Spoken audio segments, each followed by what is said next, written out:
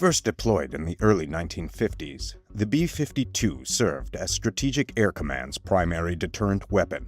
Its range allowed SAC's nuclear arsenal to be deployed worldwide. The B-52 has been used for low-level bombing and electronic warfare missions. When it entered service in 1955, it represented the peak of jet bomber design. However, its origins trace back to a Department of Defense decision made a decade earlier during wartime. For much of World War II, the U.S. focused on refining existing technology to keep production lines operating at the urgency war required.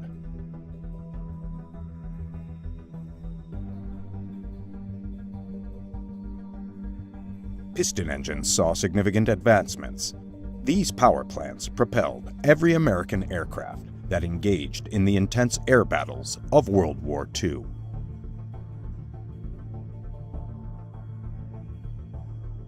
Even the formidable Boeing B-29, with superior speed, range, and payload capacity, still relied on piston engine technology.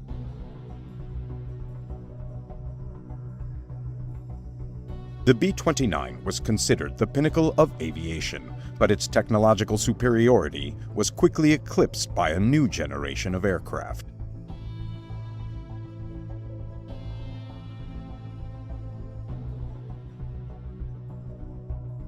Early in the war, the U.S. was stunned to discover that Germany and Britain had developed gas turbine jet engines, capable of propelling fighters, far faster than the legendary Superfortress.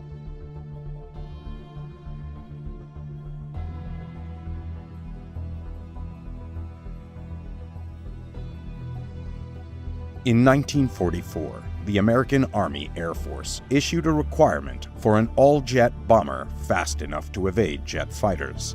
Contracts were awarded for no fewer than 5 different designs.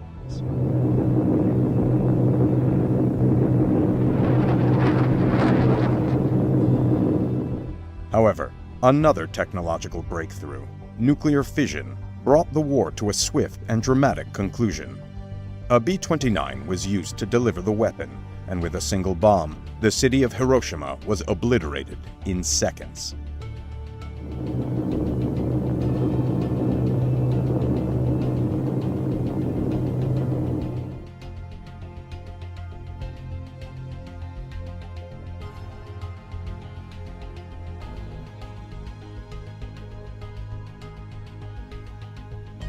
If one aircraft could unleash such devastation, perhaps vast bomber fleets were no longer necessary to win modern wars. The immense loss of life America endured to establish B-29 bases in the Pacific reshaped the requirements for the next generation of bombers.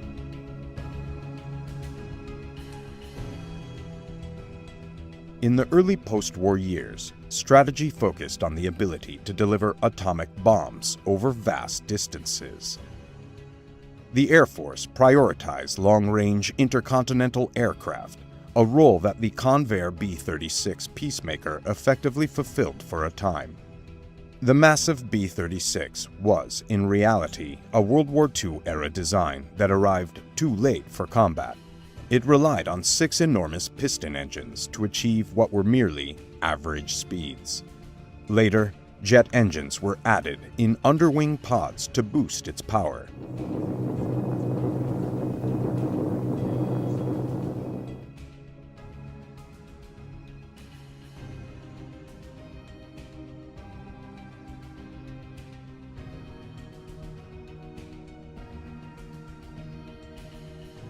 By 1947, the jet bomber project was beginning to take shape. That year, 5 submissions underwent testing, though by then they were classified as medium bombers. The B-45 was the first jet developed from the 1944 requirement and proved to be the second most successful. The simple yet effective 4-engine design was adopted by the Air Force and entered service in limited numbers, primarily for reconnaissance. Consolidated proposed the B-46 as another four-engine jet bomber. With its sleek lines, it was one of the most elegant aircraft of its era, and its performance as an early jet was respectable. However, Consolidated was deeply engaged in B-36 production, leaving the medium bomber project with low priority.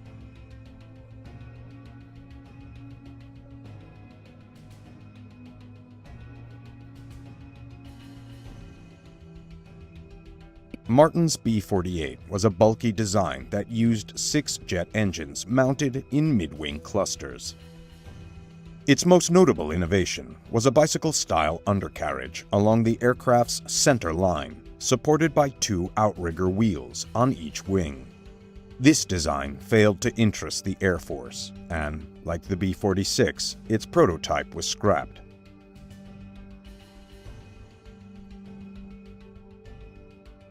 Northrop, in an effort to compete in the jet bomber program, modified its existing piston engine flying wing by fitting it with 8 turbojets.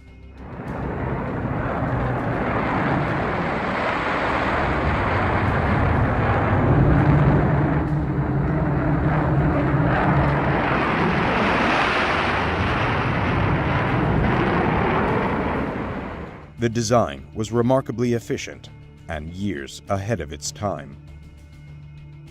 However, perhaps due to its radical nature, it never gained full government approval. Northrop's expertise in flying wings would prove invaluable 40 years later with the development of the B-2 stealth bomber.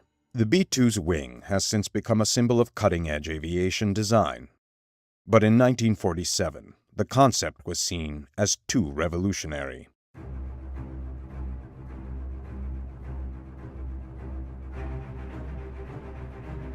Undoubtedly, the most impressive proposal submitted to the Air Force came from Boeing. Its B-47 Starjet incorporated insights gained from German research on swept-wing technology. To maximize the efficiency of these wings, they were made extremely thin and flexible. As a result, the 6 engines had to be mounted on pylons and distributed across each wing. This design not only made engine maintenance easier, but also provided aerodynamic advantages at high speeds. Due to the wing's thinness, Boeing adopted the same fuselage-mounted bicycle undercarriage used on Martin's B-48. The Air Force accepted the B-47, and by the early 1950s, hundreds had been produced. By any measure, it was a highly successful aircraft, an example of the right design emerging at the right time. It also served as an invaluable testbed, allowing Boeing to refine its expertise in producing efficient swept-wing jet bombers. One challenge of early jet engines was their relatively long spool-up time, particularly during takeoff. To address this issue, Boeing developed several types of detachable rocket boosters, a system that became known as Jet-Assisted Takeoff, or JATO.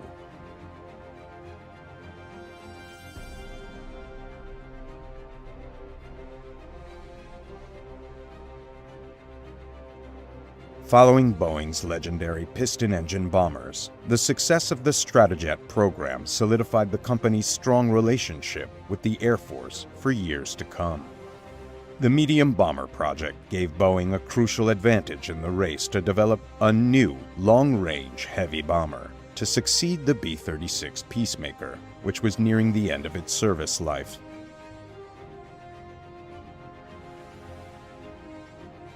In an effort to keep the Peacemaker relevant, Convair designed an all-jet swept-wing version designated the XB-60. However, reworking an aircraft originally conceived during World War II failed to impress the Air Force. As early as 1946, Boeing had been tasked with developing a replacement for the Peacemaker. The company explored hundreds of concepts, ranging from ultra-large piston engine designs to aircraft using proposed compound supercharged power plants, as well as turboprops, jet engines driving propellers. However, none of these concepts delivered the dramatic performance leap over the B-36 that the Air Force sought.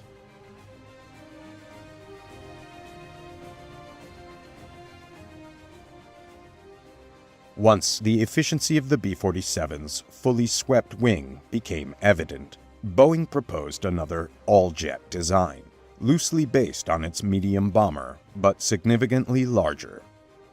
This concept was refined into Model 464-67, which the Air Force ultimately approved as the B-52. In October 1948, an order was placed for 2 prototypes, designated the X and Y models, though minor issues delayed the X model, making the YB-52 the first to be completed. Here, the YB-52 is seen undergoing tests at Edwards Air Force Base. Its overall shape and fighter-style canopy resembled the B-47, but it was much larger and offered superior performance. The B-52 also introduced several advanced features, including a fully steerable undercarriage that adjusted to remain aligned with the runway upon landing, even if the aircraft was drifting to one side. This capability remained classified for several years.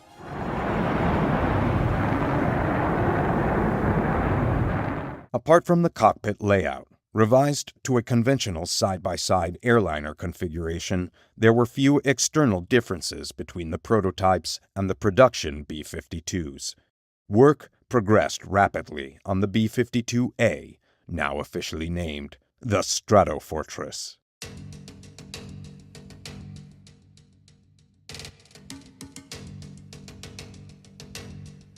Only 3 B-52A models were built, but the B model, nearly identical except for minor improvements, entered full production. Extending the bomber's range was always a top priority. In-flight refueling, perfected in the late 1940s through Boeing's flying boom system, addressed many challenges. However, during the early days of the B-52 program, aerial refueling remained a difficult task. The first tankers were powered by piston engines, with maximum speeds barely exceeding the stall speed of the jet-powered bombers. Here, the Y model performs the delicate task of aerial refueling. Jet tanker refueling was clearly a safer and more efficient option. It wasn't until the introduction of the KC-135 Stratotanker that aerial refueling became both safe and practical. Another method of extending range was the addition of extra-large outboard wing tanks, like the one shown here, which could hold 3,000 gallons and be jettisoned during combat. By March 1954, B-52s were coming off Boeing's production line in Seattle. The aircraft then entered an induction program where air crews and aircraft were integrated into a cohesive fighting force. Inside the sleek B-52, crews of 6 learned how to operate the Stratofortress. After the B-36, they found Boeing's bomber to be much more cramped. Every available inch of the B-52 was dedicated to fuel, payload, and electronics. Where the Peacemaker featured 6 gun positions, the B-52 had only 1. Instead, the aircraft relied on its performance and the emerging technology of radar jamming for self-defense. The Strategic Air Command required the world's best bomber, and it made equally stringent demands of its crews. Aircrew members underwent rigorous training, ultimately becoming an elite corps of professionals, forming a team capable of handling the sophisticated aircraft they operated. For over a decade, the Stratofortress and its crew had one primary mission: to carry and deliver the thermonuclear hydrogen bomb. But for the bomb to serve as a credible deterrent, it had to be tested to demonstrate its effectiveness. Throughout the 1950s, hydrogen bombs were detonated in remote areas of the Pacific. The final tests, like many before them, saw B-52s dropping the deadly payloads.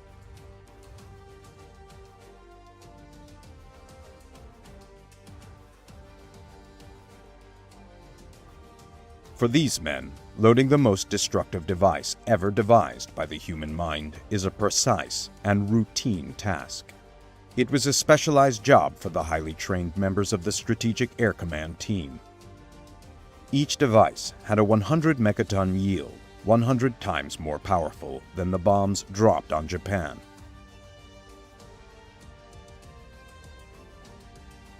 Unlike the World War II-era bombs, the device in this bomb bay would be slowed during its descent by a parachute, giving the bomber more time to vacate the area before the catastrophic explosion.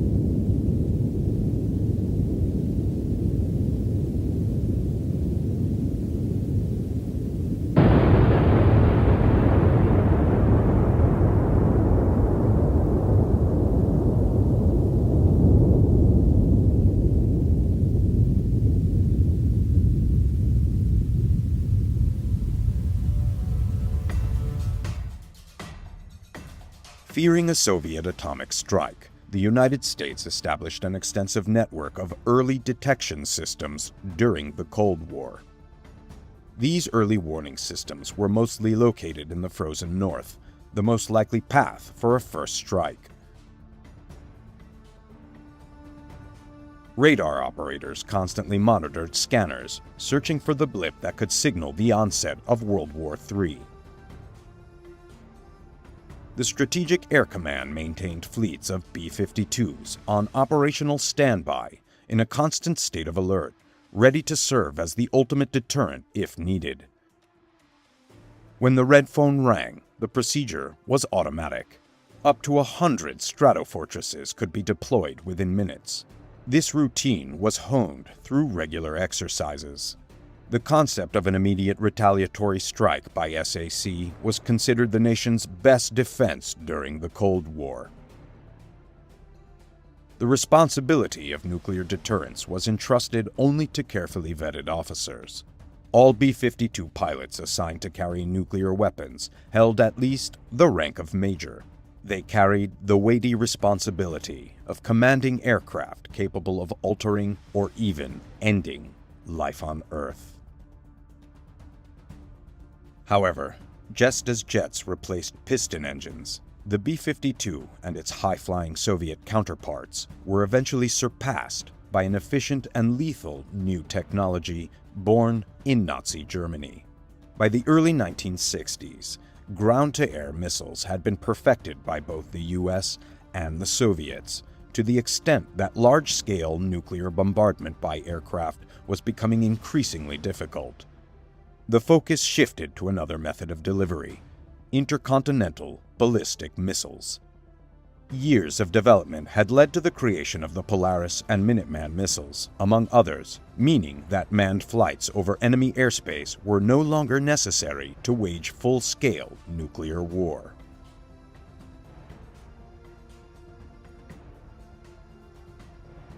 Despite this, SAC's Stratofortresses remained in service. They still played a significant role in the high-stakes game of nuclear brinkmanship. The problem with ICBMs was that, once launched, they could not be recalled, removing the option for politicians to engage in the traditional tactic of saber-rattling and raising the risk of an unintended international conflict. The B-52, in combination with Hound Dog standoff bombs, offered a flexible alternative. B-52s could approach the edge of enemy airspace, signaling America's readiness to strike, while still allowing time for last-minute diplomatic negotiations. The B-52's effectiveness was further enhanced with the development of the Quail decoy, which mimicked a Stratofortress radio signal to confuse enemy radar. Following the Hound Dog missile, the SRAM, Short-Range Attack Missile, was developed. Smaller and capable of being carried in greater numbers, the SRAM could be guided from within the B-52 to targets up to 100 miles away, with deadly accuracy. In 1965, the B-52 was used for the first time in Vietnam. Although it carried conventional bombs instead of nuclear warheads, it remained a formidable weapon. The wing mounts now held 24 500-pound iron bombs, and the internal bomb load brought the total payload to 108 bombs per plane.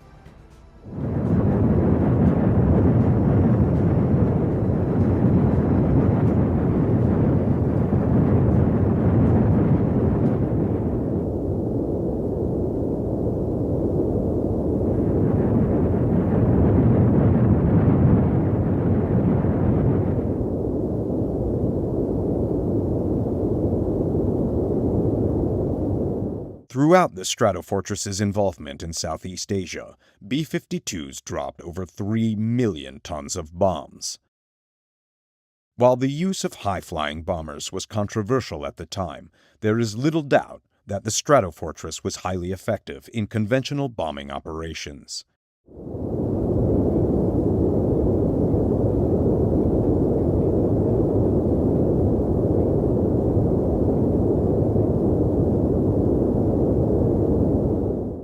Many historians argue that the heavy bombing of North Vietnam during the linebacker operations forced the enemy back to the negotiating table, eventually leading to a ceasefire.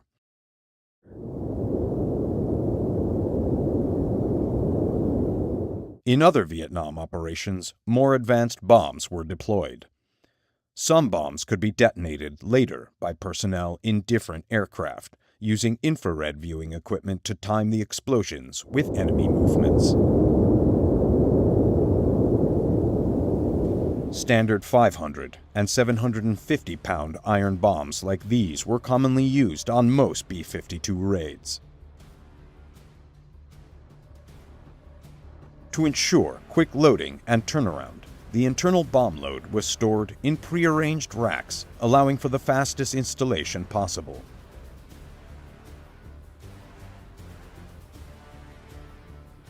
Crews initially based in Guam prepared for the long 8-hour flight to their distant target. The crew in the front and the solitary rear gunner took their positions as each aircraft readied for takeoff.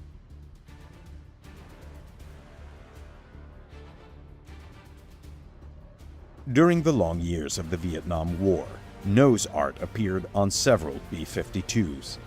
Though the artwork was more subdued compared to its Second World War counterparts, the missions were no less dangerous. B-52 crews had to contend with fast and agile enemy MiGs, anti-aircraft fire, and, most dangerously, deadly surface-to-air missiles.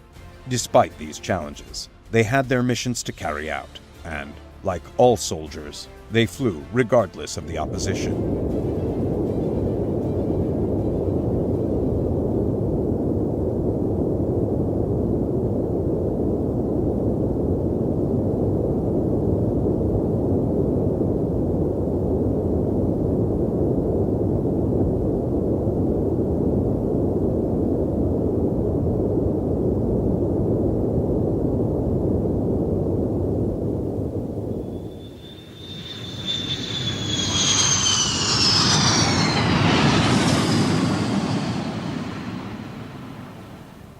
After a raid, ground crews rushed to repair the bullet-riddled airframes of returning Stratofortresses, preparing them for the next mission.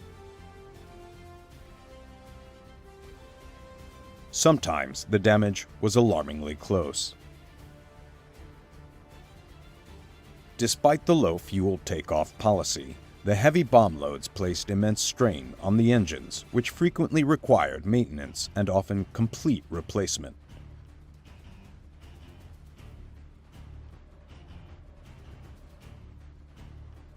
MiGs were kept at bay and sometimes shot down by rear gunners, who, in their isolated positions, used a radar-guided, remote-controlled array of 4 cannons with formidable firepower.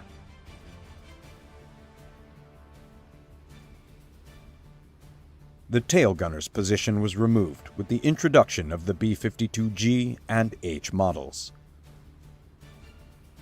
All B-52G and H models are equipped with EVS, electronic visual systems, which allow the pilot and crew members to see ahead of the aircraft, even in darkness or fog, through infrared television cameras displayed on a monitor. This innovation came just in time as the B-52's role shifted to that of a low-level tactical bomber.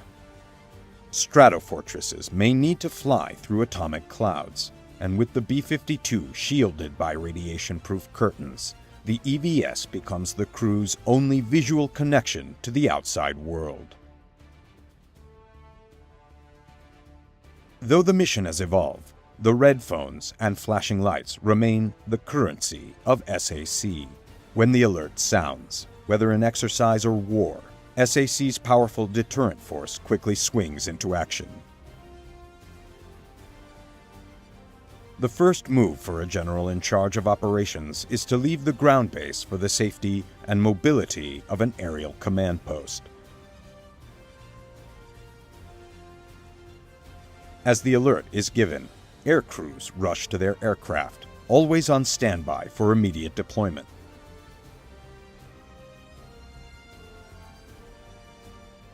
The general is airborne, with B-52s following close behind. In the air is where SAC's deterrent force can survive an attack and simultaneously be in position to deliver a response. High-speed takeoff is crucial for survival. In this exercise, preparation for a nuclear flash is part of the procedure, and radiation-resistant curtains are deployed.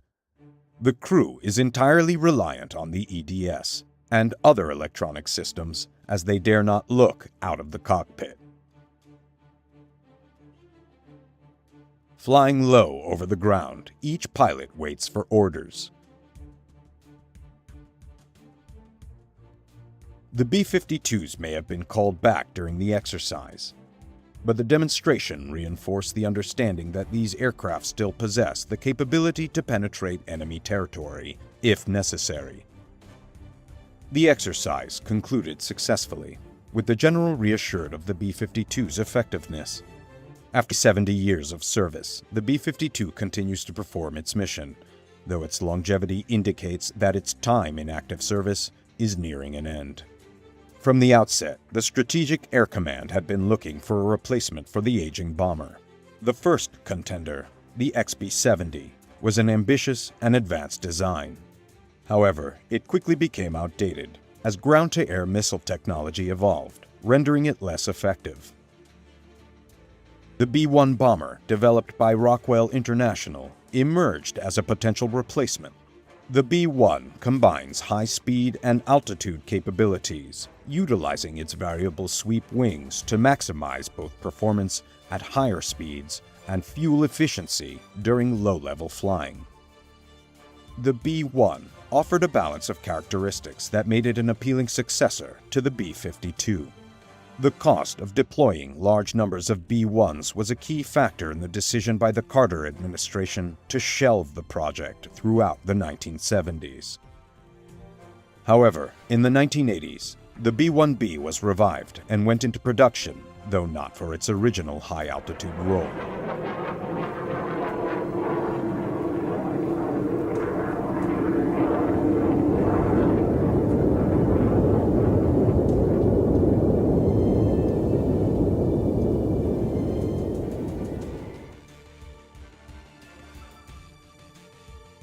Instead, it was adapted as a low-level bomber, focusing on penetrating enemy defenses with its terrain-following capabilities. Around 100 B-1Bs were deployed by the Strategic Air Command. While the aircraft proved to be costly, it demonstrated its value in comparison to its predecessor, the B-52. The B-1B's performance, combined with the lessons learned from the B-52's decades of service, ensured it remained a vital asset for the U.S. military. Even after 7 decades of service and through rapid advancements in military technology, the B-52 continues to be an extraordinarily powerful and effective weapon. Its long-lasting legacy is a testament to its unparalleled versatility and capability, and it will undoubtedly be a tough act to follow for any future bomber designs.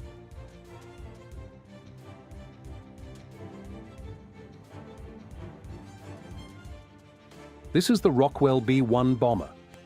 It is one of only 4 prototypes ever produced. Had it been accepted by the United States Air Force, it would have been the fastest and highest flying bomber ever to go into service. The paradox is that the plane that ultimately did see service, although looking almost identical, flew at half the speed of the B-1 but was much more effective. The Air Force request for proposal, released in 1969, asked, among other things, for low-altitude ride control and nuclear hardness, the ability of the aircraft electronic system to resist the effects of a nuclear explosion. Again, the North American company took the lead. Now under its new banner, Rockwell put forward a concept that embraced the latest innovations, including swing-wing technology, but in proportions of a long-range heavy bomber. To prove the concept, an exhaustive wing tunnel program tested the shape, proportions, and function of Rockwell's proposed swing-wing penetrator. In miniature, every flight characteristic and operational idiosyncrasy of what was to be the B-1 project underwent the closest scrutiny.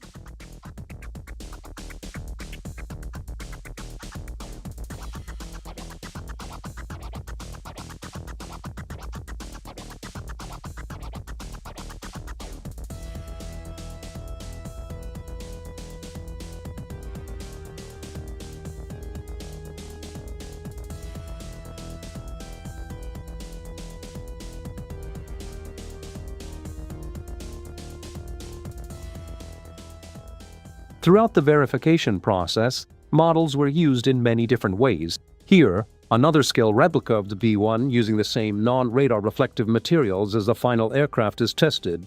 On a movable rig, its ability to hide from radar coming from any angle is thoroughly examined.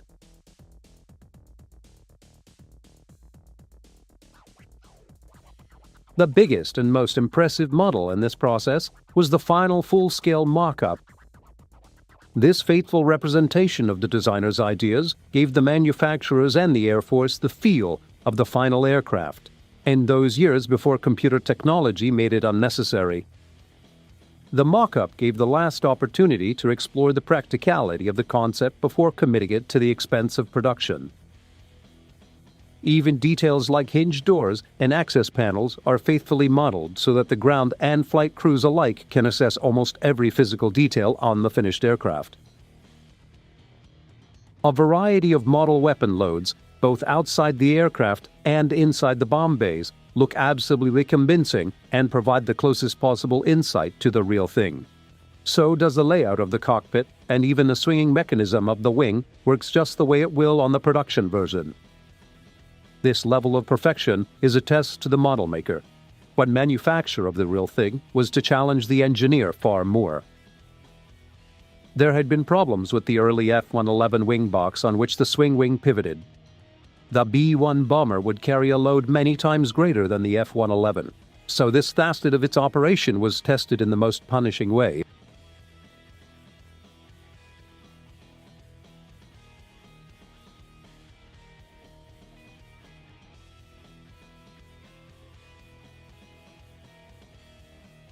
As always with the United States military aircraft, the greatest consideration was placed on the service's most indispensable asset. The preservation of aircrew was a major priority, and with the B-1 project, it would prove a substantial challenge.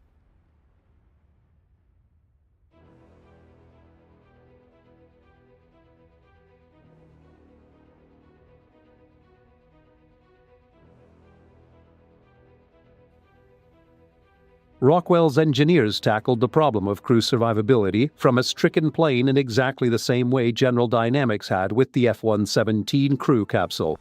But for the B-1, with a crew of 4, you would have to be much larger, and tolerances would be greater.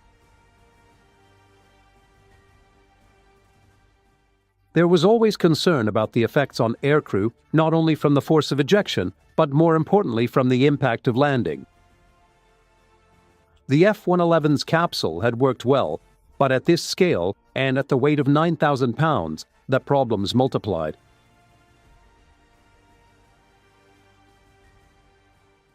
There was a real danger of spinal damage to crews on impact, so rapid-action airbags were developed to cushion the effects of the module as it hit the ground.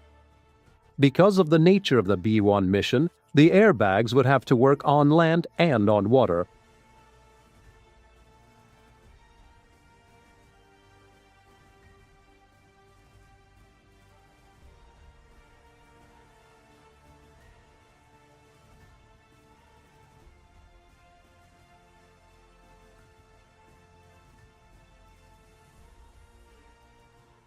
Meanwhile, at Palmdale, California, construction of the 3 prototypes began. The B-1 project was now underway, even if its long-term future was far from certain. Funding, as in most major defense projects, was to be a continuing problem. Cynic criticisms of the enormous costs of the V-1 and the usual inter-service competition for the military budget were as difficult for Rockwell executives to handle as the new technology was for Rockwell's engineers.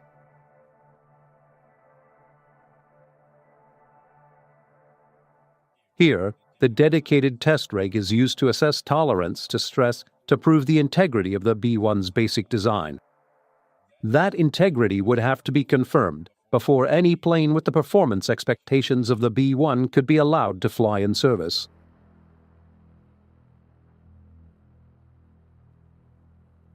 Eventually, after years of gestation and months of production, the first B-1 was displayed to the public on October 26, 1974. Its sleek lines were emphasized by its glossy white finish. At the time, it was the largest swing-wing aircraft in the world.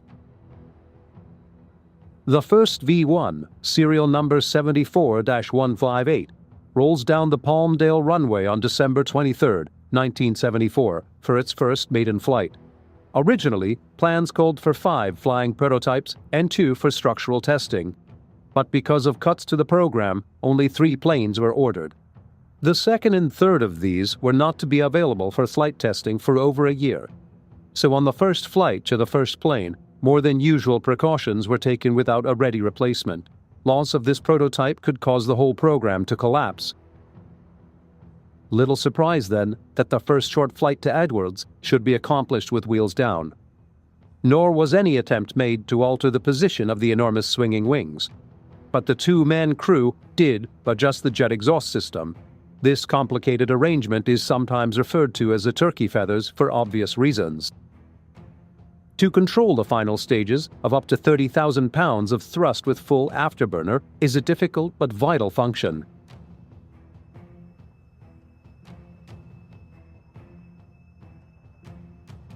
Edwards is the traditional base for testing.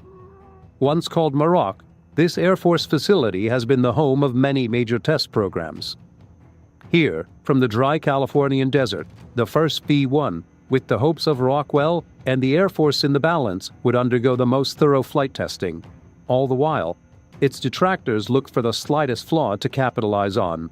Already, there had been problems with cost overruns. These had been added to by the government decision to produce fewer planes, substantially increasing the unit cost. Also, the decision to stretch the early delivery schedule created problems with the aircraft's 3,000 subcontractors. Logistics must have been a nightmare. Although the first short flight of the B-1 was a totally successful exercise, its future was still far from secure, and much of the real flak the program was to encounter had little to do with the plane's performance. Rather, the arguments were of need, philosophy and politics. Did the Air Force really require a new bomber? How valuable was a recallable man deterrent? Genuinely informed assessments of whether the B-1 might be able to achieve its mission requirements were less easy to find, and, against this backdrop of uncertainty, engineers and test pilots would have to prove Rockwell's super bomber.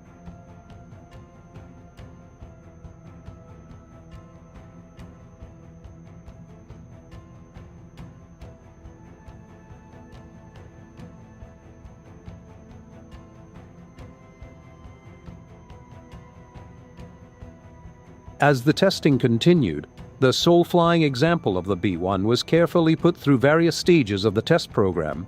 Soon, the enormously powerful and complex landing gear was to be retracted and extended.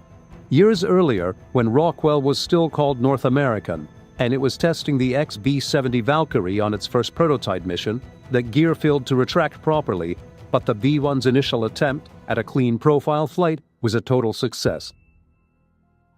With something as complicated as the undercarriage, tremendous effort is expended in testing prior to flight, but in the end, the one that really counts is in the air.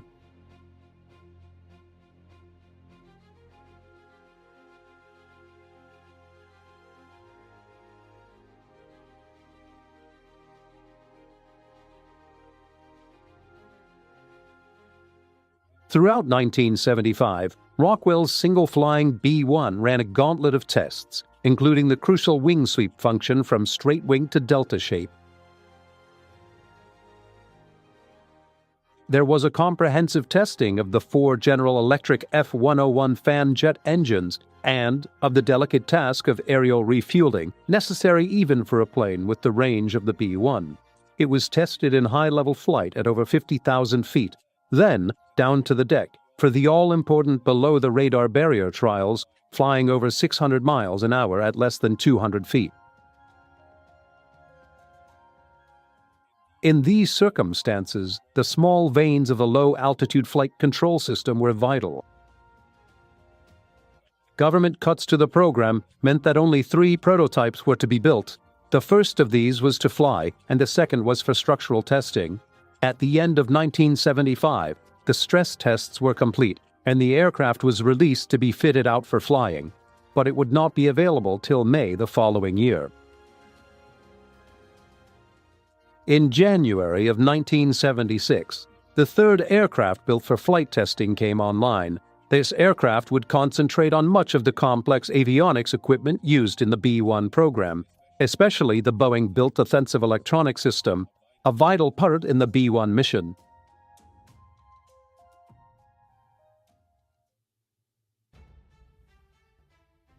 Inside the cockpit of these prototypes, a complicated array of dials and meters surrounds the cathode ray tubes.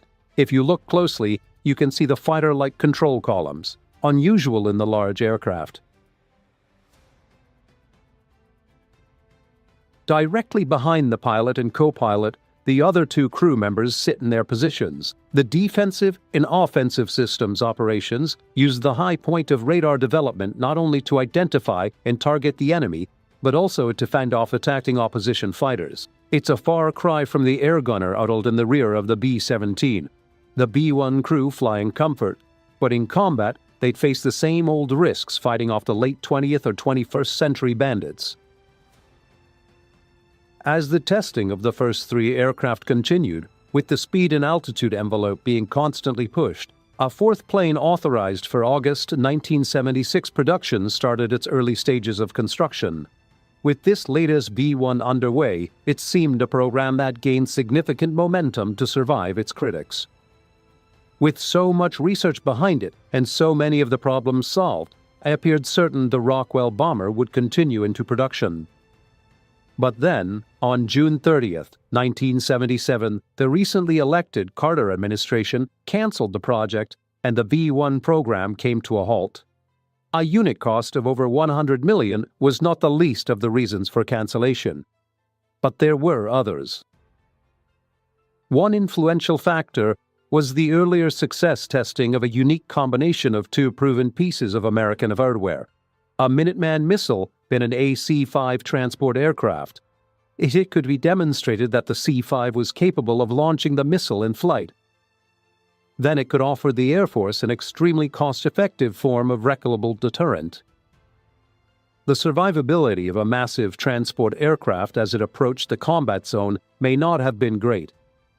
But the extra range offered by the missile may have combined to produce some form of deterrent if the experiment worked.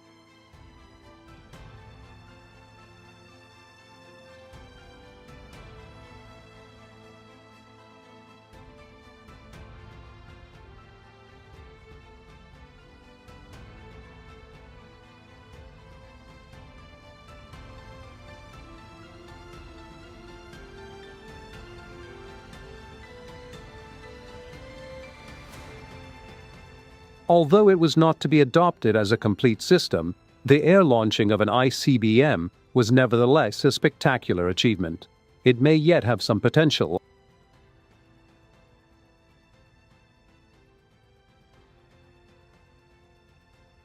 A much more concrete threat to the B-1 came in the form of the Aero-Launched Cruise Missile, or an LCM. These are clever and extremely deadly weapons. Before extension, their wings and tailplane fold flush to the main body so that many such missiles can be carried under the wings or in the internal bomb bays of the B-52.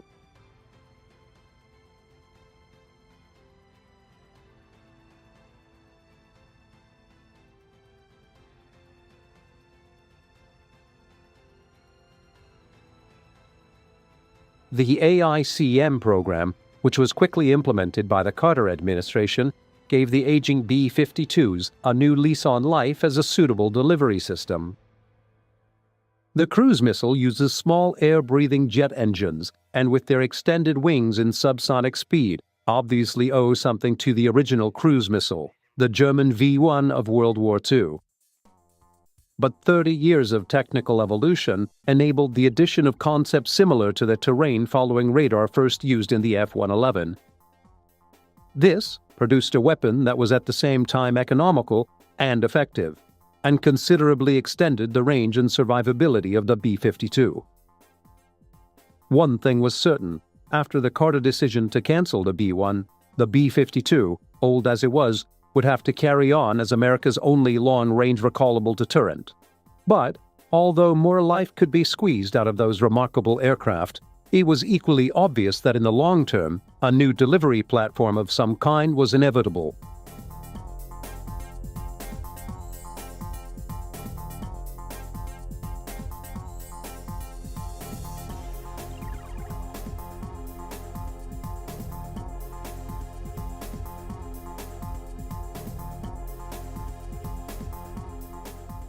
Even with the support of dedicated bomber versions of the F-111 and the ACMs, the heating power of America's strategic air force was starting to wane. In spite of the discussed conversion of transport aircraft to carry cruise missiles, it had been known for many years that survivability over or even close to the enemy's airspace required specialized aircraft, and the missile-carrying transport would be limited to a type of delivery far less challenging than the Air Force would expect from a B-52 replacement. Clearly, a long-range penetrator was needed.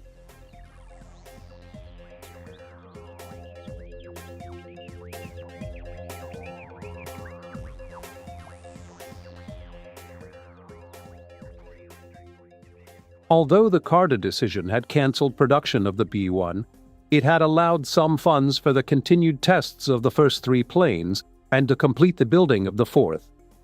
It was with these 4 aircraft that Rockwell started to resurrect the program.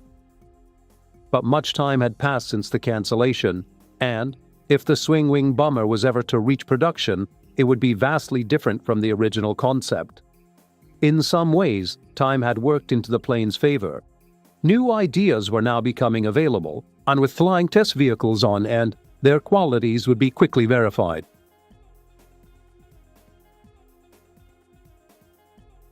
The most important change to strategic thinking was the revised attitude toward high speed. The first parameter for the B-1 had been that it could fly at over 50,000 feet and speeds in excess of Mach 2, twice the speed of sound, and then, as it approached the enemy radar, the plane was expected to drop to 200 feet in high subsonic speed to make its final run undetected. But later thinking claimed that Mach 2's speed performance was of no real strategic value. Low and slow, if 600+ miles an hour is slow, was seen as the best way for a long-range penetrator to reach its target. The reduction in top-end speed requirement would enable other benefits to be introduced in the new plane and would also contain costs. Much greater emphasis was placed on making the plane invisible by using non-radar reflecting materials. The new bomber would appear to be less than 1% of the size of a B-52 on enemy radar screens.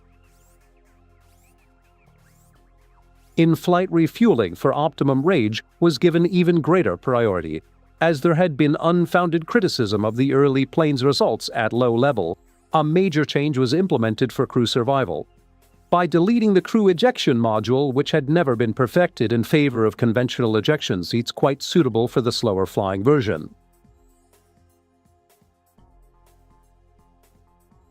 With revised specifications from Rockwell and the pressing need to solve the B-52 replacement problem, the Reagan administration announced in October of 1981 the decision to build 100 Rockwell bombers, to be called the B-1B. The 4 earlier prototypes, which had done so much valuable work to prove the basic and later the modified concepts, would continue in test programs as the B-1A. It is entirely possible that had these 4 original aircraft not been available, the entire B-1B, the born-again bomber project, would have never gone underway.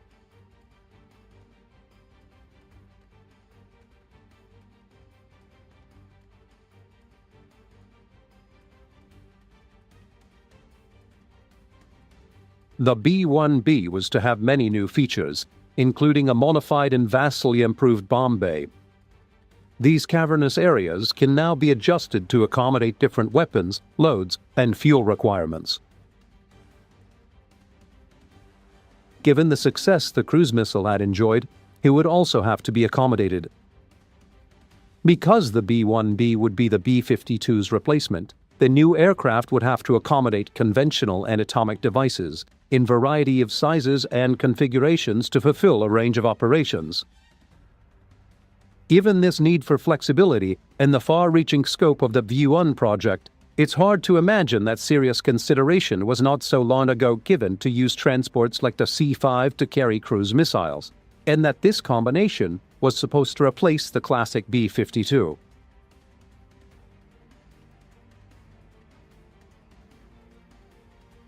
As the B-1A continued to prove the new performance specifications, work on the B-1Bs was well underway at Palmdale.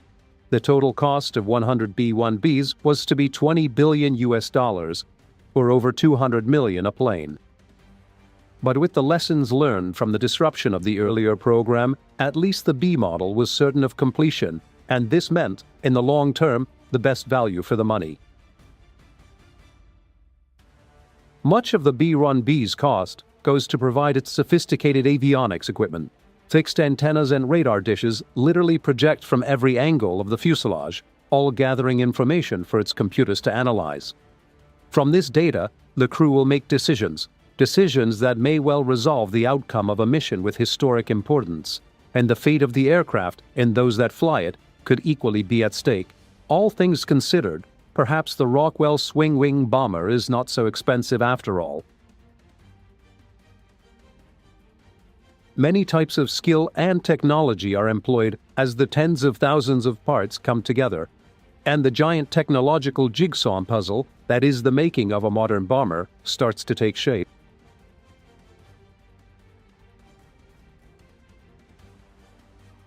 By the middle of 1983, the first B-1D production model was ready to make its public debut.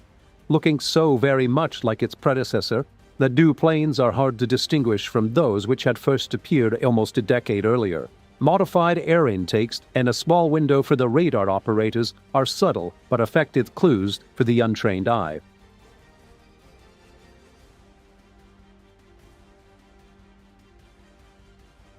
However, the performance variations are not so subtle. The B-1B, flying with half the speed potential of an A model, uses 21st century materials to become the most invisible to enemy fighters and missiles, and therefore is far more likely to complete its mission. And all the time it's on its deadly journey, it's providing tacticians with the flexible option of a last-minute recall. A role only the manned bomber can perform, but a role that was often understated in the past.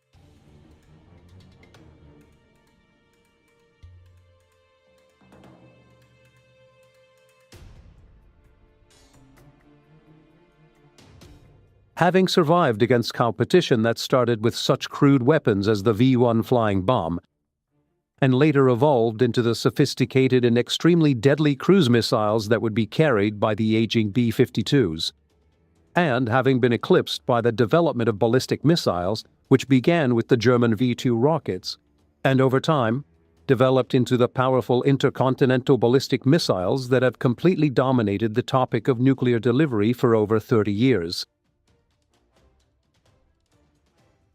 The manned bomber survived by using yet another German innovation, the one of the variable swept wing. In the early 60s, the idea, greatly refined and used in conjunction with terrain following radar, emerged as the F-111, a very successful medium strike bomber.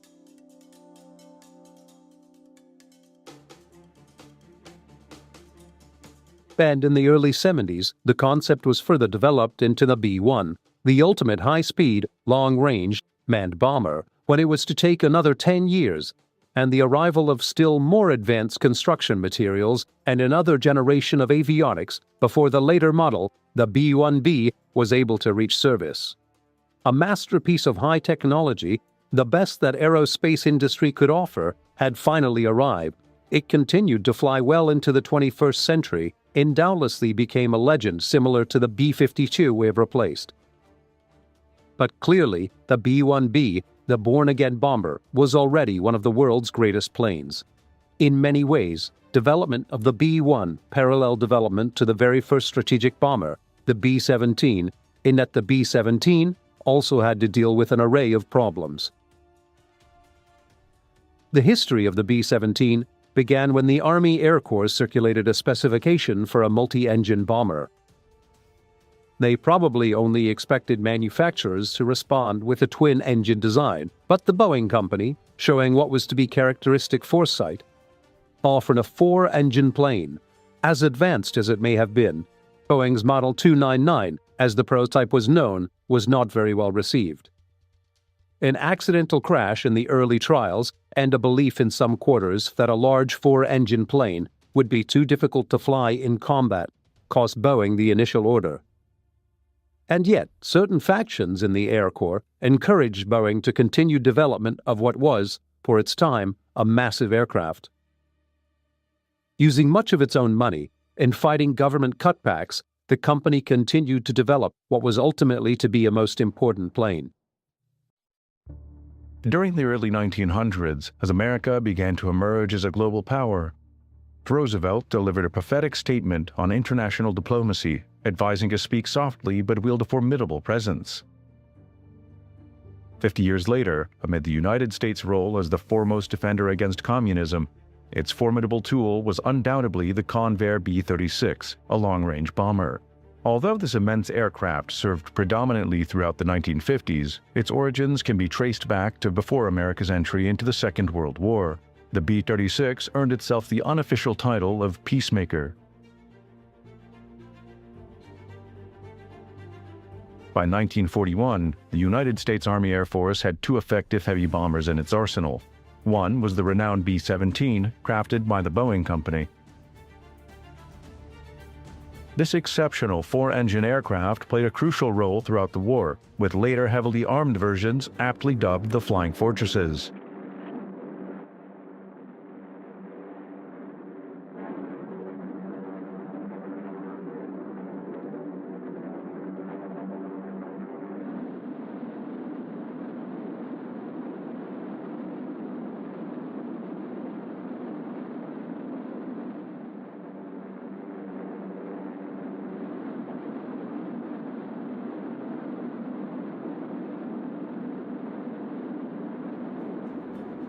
A slightly later addition to the fleet was the consolidated B-24 Liberator. Featuring an advanced tricycle undercarriage allowing for swifter landings, the Liberator served in all theaters of the war. Moreover, its larger, sturdier fuselage facilitated conversion into transport planes, rendering the B-24 one of the most adaptable aircraft in the American infantry. The Liberator, like the 17, was also heavily defended, and it was also able to fly slightly higher than the Fortresses.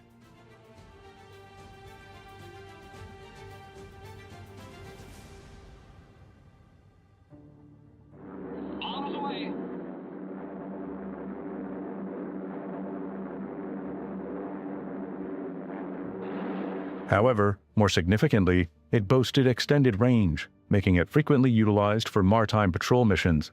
covering then what were considered significant distances solely on internal fuel.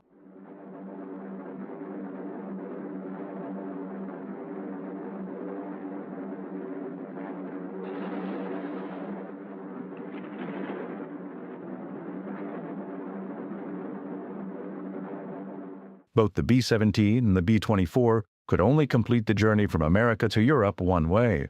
In 1941, the Army Air Force had also commissioned another bomber, envisioned to surpass its predecessors in altitude and distance capabilities.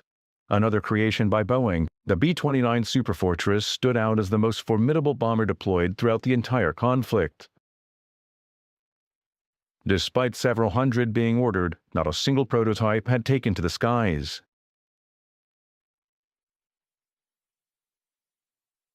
As a secondary contingency plan, in the case of any setbacks with the B-29, the consolidated B-32 Dominator was proposed. While this aircraft wasn't produced in large quantities, it did offer a reassuring alternative to the Superfortress's remarkable capabilities. However, by 1941, it too existed only on blueprints. By the middle of that year, Nazi Germany had conquered continental Europe, achieving successive victories. Of greater importance, despite Britain's partial air superiority, it endured relentless bombardment from the Luftwaffe, causing significant devastation to both its populace and industry. These raids, often conducted at night but sometimes during daylight, were perceived by the German High Command as means to subdue the island nation. The pressing question that American tacticians grappled with was simple. What would occur if the U.S. entered the conflict and the sole remaining Allied base in Europe fell to Germany?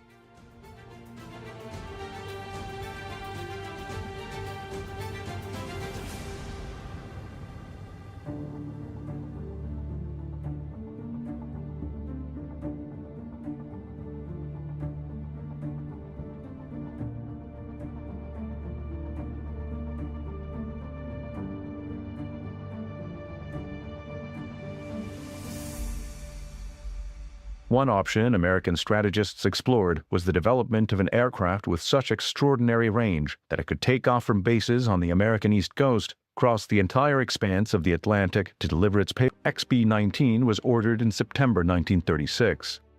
Upon completion, this aircraft boasted a wingspan of 212 feet, surpassing the XB-15 in size. The endeavor required 500 men, 9,000 drawings, 2 million men. Proved to be a costly endeavor. Nevertheless, the XB-19 represented a significant milestone in aviation standards, not just in terms of size, but also in innovation. It was the inaugural aircraft to feature retractable tricycle undercarriage and was designed to incorporate power-operated guns and a turret. If it had entered production, it would have boasted a range exceeding 7,000 miles. The insights gleaned from the XB-15 and XB-19 projects, coupled with the recognition of deficited designs from Northrop and Consolidated. The Northrop design was notably unconventional. The premise behind it was that eliminating the drag effect of the fuselage and tailplane could significantly enhance range. Thus, Northrop embarked on designing an aircraft essentially compromising only a wing, a flying wing. Consequently, on October 25, 1941, an order was placed for 2 XB-35 experimental bombers. The Consolidated design was more conventional than its competitor in shape, but certainly not in size. Featuring an expansive wing area of just under 5,000 square feet, the B-36 necessitated no fewer than 6 engines positioned at the rear of the wing to propel its colossal 163-foot fuselage through the air. On November 25, 1941, an order was sanctioned for 2 aircraft, with the expectation that the first would be developed by mid-1944 at a fixed fee of approximately $800,000 each.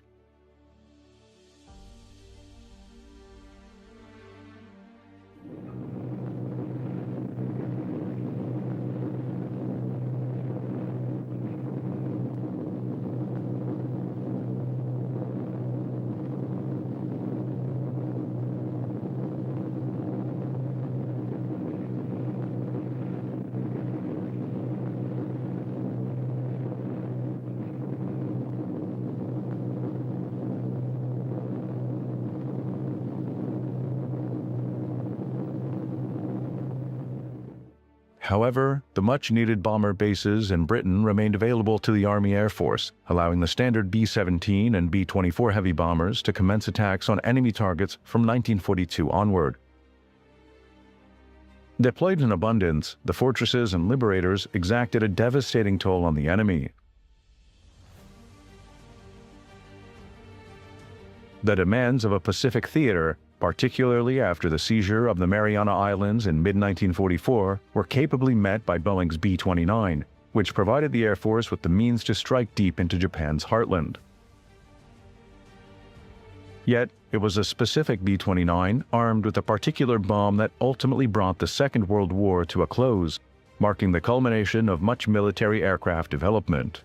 Two notable exceptions to this narrative were the experimental long-range bombers, ordered only 2 weeks before American involvement in the conflict but never afforded sufficient priority until the war's conclusion, alongside the necessity to deploy a new weapon unforeseen in the wildest dreams of tacticians 4 years earlier.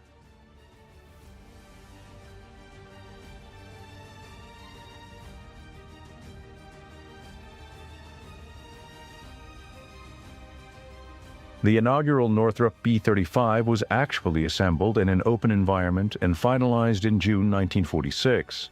This clever design, which was the source of controversy for many years, was powered by 4 pusher engines and was intended to carry a crew of 9 in the pressurized center section, for its shape barely allowed the word fuselage to be applied.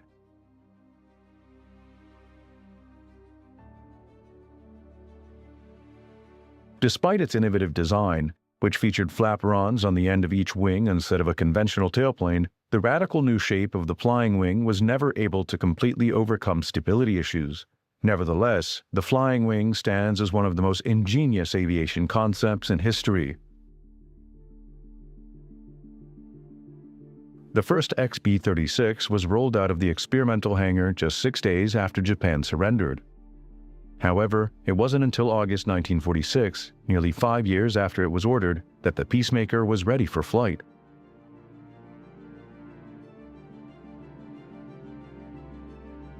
The prototype's single main wheels were an impressive 100 inches in diameter, making them the largest ever produced for an aircraft. However, this feature would later prove to be a significant weakness. The 6 pusher-type engines were designed with air intakes located on the forward section of the wings. However, this advanced concept for its time also encountered initial difficulties in cooling the engines and would necessitate later modifications. On August 8, 1946, the first XB-36, commanded by a Captain Burial A. Erickson, taxied down the Fort Worth runway with a total crew of 9 and 8,000 gallons of fuel. At precisely 10 minutes past 1 in the morning, Erickson lifted Convair's colossal aerial masterpiece into the air for the first time. It was the largest plane ever to take flight.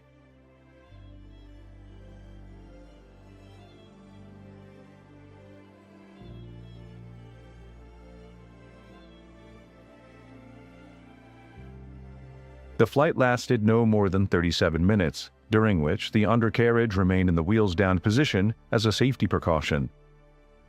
Erickson's crew, on this occasion and many subsequent ones, subjected the giant aircraft to rigorous testing, swiftly identifying the challenges inherent in its immense size. One of the most significant challenges was the vibration generated by the immense engines spaced out across the wide expanse of the wing. Cooling, particularly at high altitudes, presented another issue. It was evident that the numerous areas would require substantial attention. However, perhaps the most fundamental challenge was the sheer size of the wheel arrangement, which restricted the Convair bomber to runways at least 22 inches thick. Given that only 3 such runways existed anywhere in America, it was clear that a solution needed to be found swiftly.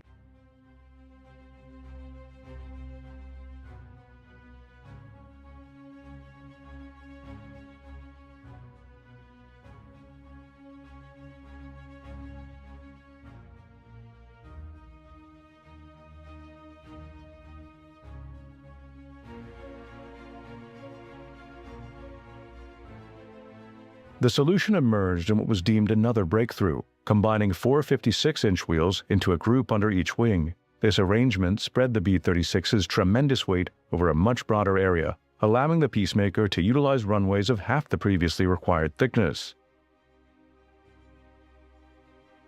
Early in the B-36's development, Convair recognized the potential of leveraging its enormous wings and tailplane for the transport version of the Peacemaker's commercial counterpart, the XC-99, which conducted its maiden flight in November 1947.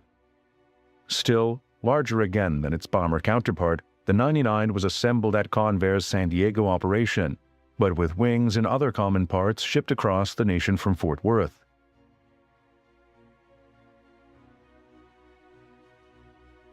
Here at Lindenberg Field, the aircraft that had now earned the title of the world's largest was now poised to showcase the potential that would later inspire the development of mammoth transport and airplane concepts in decades to come.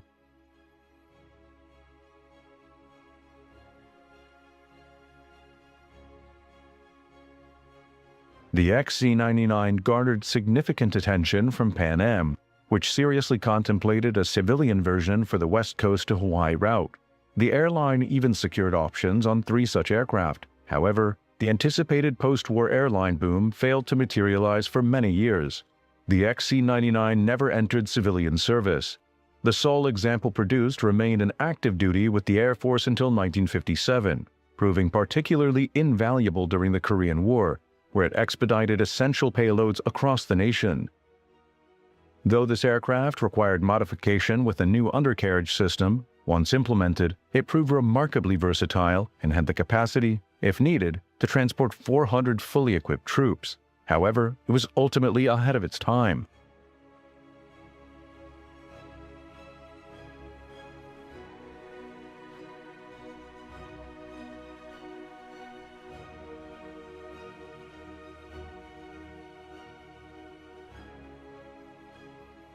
Despite the XC-99's intriguing potential, Convair's primary focus remained on the extra-long-range bomber concept. Throughout the late 1940s, Convair continued to refine and develop the B-36, underscoring its unparalleled ability to strike virtually any target worldwide and return to base in America. Long range would require many hours of physical endurance for the crew, and therefore inside the 36's massive fuselage, adequate provisions were made for sleeping quarters and a galley, complete with a 2-burner stove. Adequate provisions were always ensured for the crew aboard the B-36. However, the center pressurized section, housing these amenities, was located a considerable 80 feet away from the forward control area, accessible only via a narrow tunnel spanning the distance. Heated food was packaged in specially designed containers for transport between the extensive distances of the 2 pressurized sections. Additionally, the tunnel served as the sole means for personnel to move between crew sections. Given the distances involved, a small trolley was provided to facilitate efficient movement for each member. The size of the B-36 also necessitated unique procedures not previously required by other aircraft. Immediately after takeoff, and before pressurization, a crew member was tasked with examining certain vulnerable areas within the massive interior structure forming the fuselage of the B-36. Only then would the plane be permitted to climb to higher altitudes and proceed with its mission.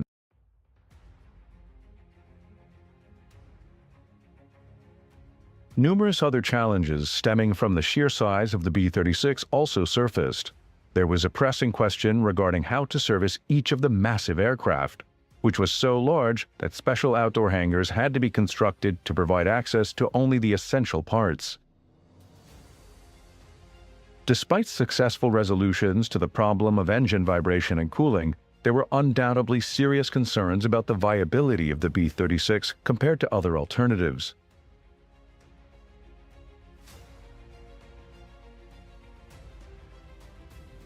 Foremost among these was the upgraded competitor, the Flying Wing, which had transitioned to an all-jet aircraft by replacing its 4 propellers with 8 turbojet engines. Northrop aimed to enhance the speed and viability of its innovative concept, utilizing unique flaperons at the wing's end to compensate for the absence of a conventional tailplane. Another, more conventional competitor to the B-36 emerged from the past, the Boeing B-50. Essentially a standard Superfortress from the Second World War era, the B-50 featured more powerful engines and extended range due to the underwing-mounted fuel tanks. This range was enhanced yet again by Boeing's successful development of aerial in-flight refueling. Thus, the Air Force had at its disposal a proven aircraft combination capable of flying the same range as the B-36, but without encountering the challenges of its immense size. By the late 1940s, due to these advancements, the future of the B-36 appeared increasingly bleak. Its salvation came through two significant developments. The first, poetically enough, was provided by Consolidated's long-term competitor. Boeing developed a successful medium-range bomber entirely powered by jets, leveraging captured German technology that demonstrated the advantages of a swept-back wing. The Boeing B-47 featured a wing not only swept but also remarkably flexible, capable of moving within an arc of 17 feet. To maintain a thin wing profile, the 6 engines had to be mounted in pods suspended from below. The outer pods each contained 1 engine, while the inboard pods each housed 2 engines suspended several feet below the wing surface. Engineers from both companies collaborated to attach this equipment to the outmost wing of Boeing's aircraft.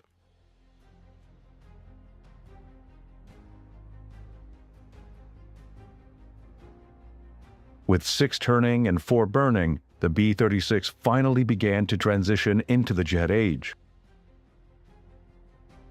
The other event, which was sure to secure the future of the 36, took place on June 24, 1948, when the Soviets closed the gate on Berlin, signaling in one step the beginning of the Cold War.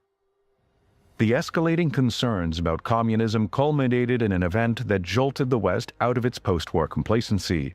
NATO forces suddenly found themselves facing a formidable adversary, and the need for an intercontinental bomber swiftly transitioned from hypothetical to urgent reality.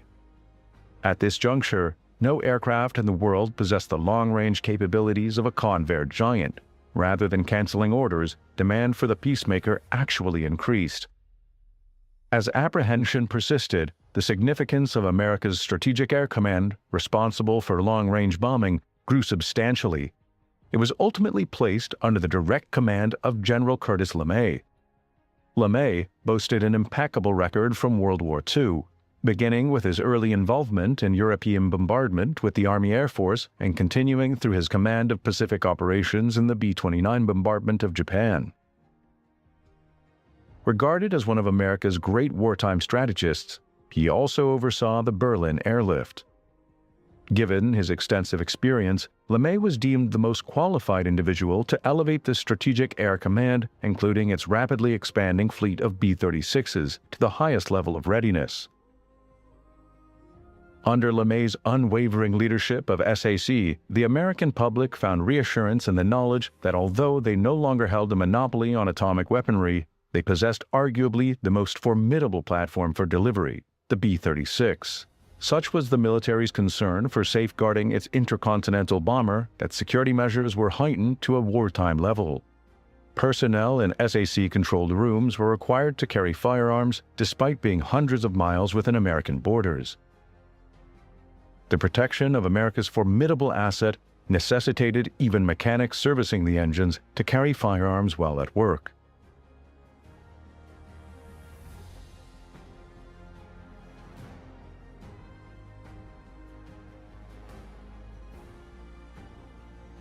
Exercises were conducted at an increasingly intense pace, around the clock and in all-weather conditions under LeMay's leadership.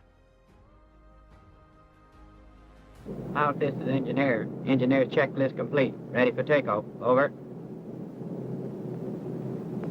Pilot checklist complete. Ready for takeoff. Roger, give me 100% on the jet. Roger.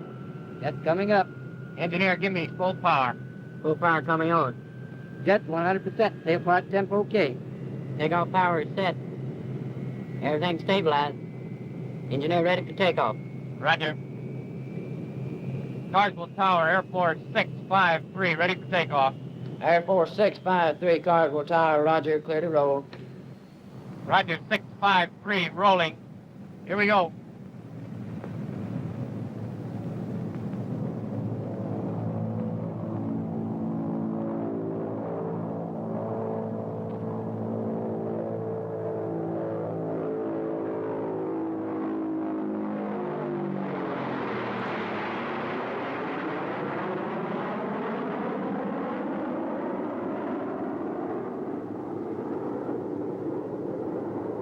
Engineer, give me climb power. Roger. Climb power coming on. Be 96% on the jets. Roger, 96% on the jets. Often flying individually rather than in formation, SAC's peacemakers practiced bombing raids over vast distances with minimal notice.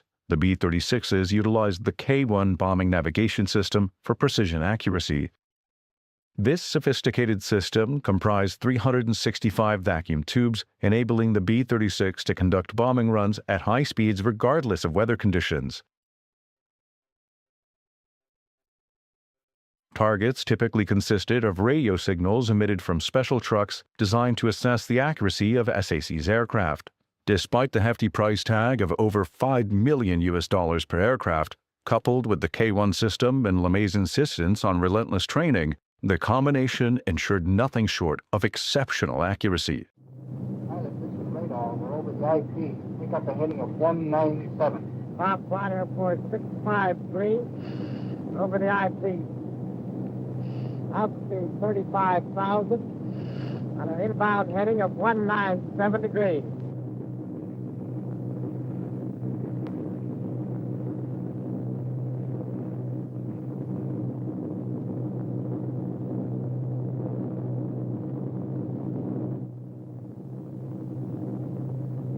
Bomb Flight Airport 653, 30 seconds to go to bombs away. 15 seconds to go, bomb flight. No switch coming on.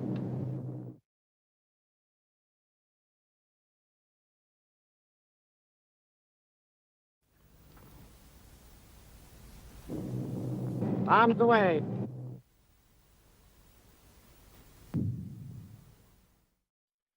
Despite the remarkable potential of the Convair giant, critics often raised concerns about its large size, which could potentially make it a prime target for enemy fighters.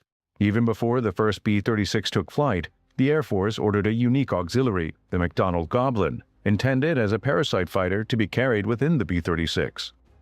This extraordinary design was stripped down to the bare essentials and featured fold-down wings that allowed the aircraft to be fully concealed within the B-36's bomb bay.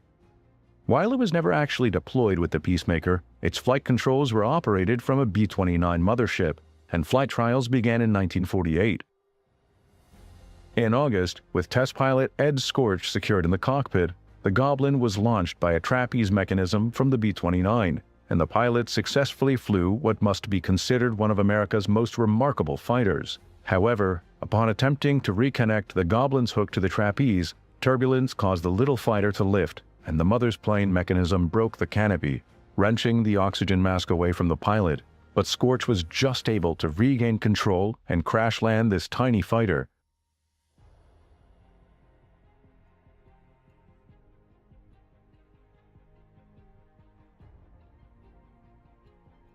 This setback did not stop development. The second and only other Goblin produced continued its assigned task.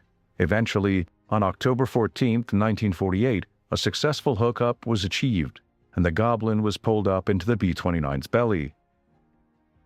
However, despite the bold concept, the bomber-fighter-parasite combination was never adopted, as it seemed to pose as many problems as it attempted to solve.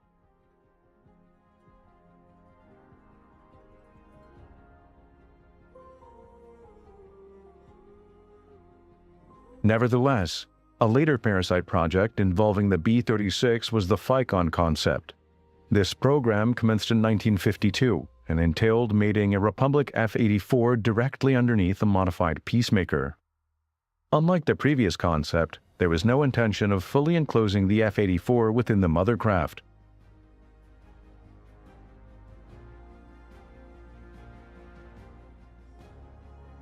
Only after both aircraft were airborne would the fighter pilot enter the cockpit. Together, with the highly trained boom operator positioned in the mother plane, they would undertake the delicate task of lowering the fighter using a large hydraulically operated boom to a point below the bomber where the fighter could be safely released.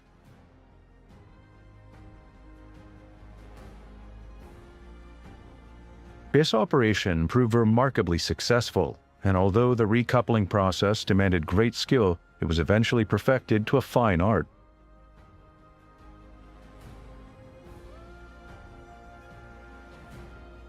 The combination of these aircraft provided many potentials, especially as the pilot was able to come and go from the fighter when it was in the docked position.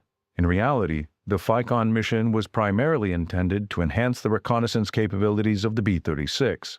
The F-84, whether in its straight or swept-wing configuration, was an incredibly versatile aircraft. While SAC utilized it as its own fighter aircraft, there's no denying its potential as an effective fighter bomber, as demonstrated during the Korean War.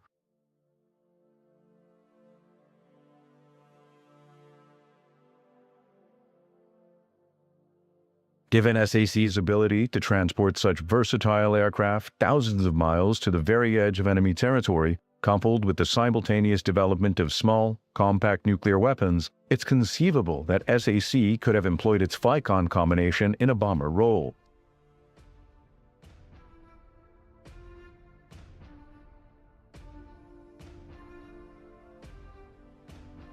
By the mid-1950s, the B-36 was fully developed and deployed at various SAC bases across the nation. By the early 1950s, SAC's peacemakers had reached the pinnacle of their development, with early engine and vibration issues resolved. With the support of jet power and modifications such as the new quick-action bomb bay door, the B-36 personified the ultimate intercontinental atomic bomber of the era.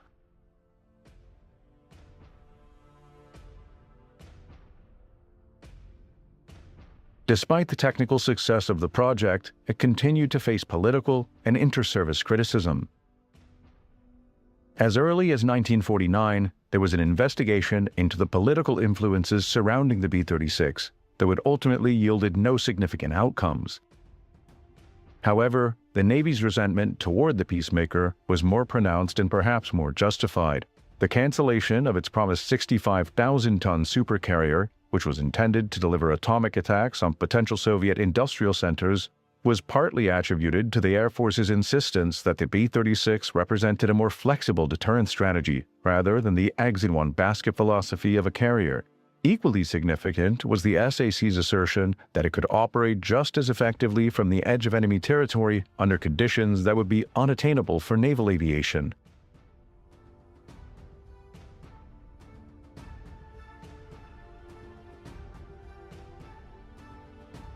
To demonstrate this, B-36s would periodically fly from their central USA bases to the very edge of Soviet territory. Highly trained crews comprising pilots, navigators, radio operators, engineers, and gunners would endure for long hours of flight, often at very high altitudes over thousands of miles to the frozen wastelands of Alaska.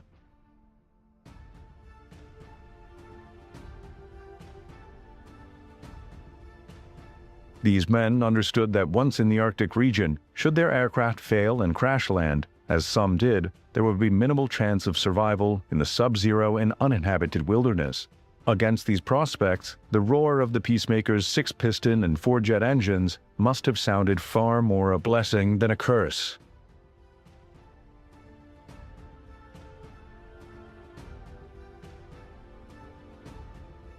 The Navy's criticism of the Peacemakers persisted, reaching a point where they formally requested the Air Force to allow them to test its defensive capabilities against Navy fighters. Outwardly, the B-36 appeared to have minimal defensive armament.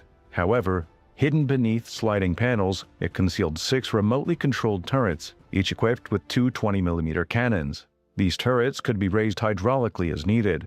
When used in conjunction with the forward nose turret and radar-controlled rear turret, the B-36 boasted a total of 16 cannons, covering every approach within a range of over half a mile. This made the Peacemaker the most heavily defended aircraft in aviation history.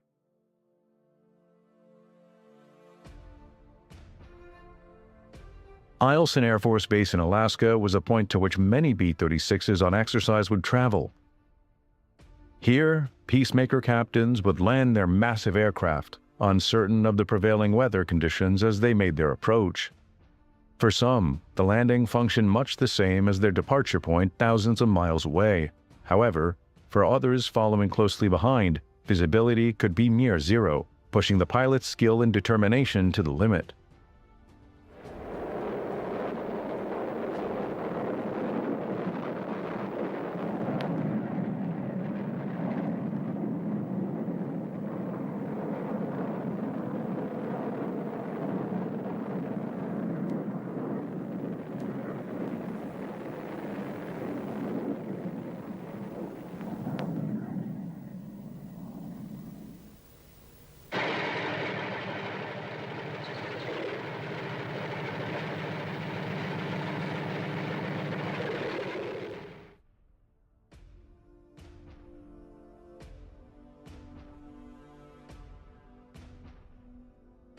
Even in this environment, where weather conditions offered as much protection for grounded aircraft as they posed risks for those in the air, anti-aircraft protection remained abundant.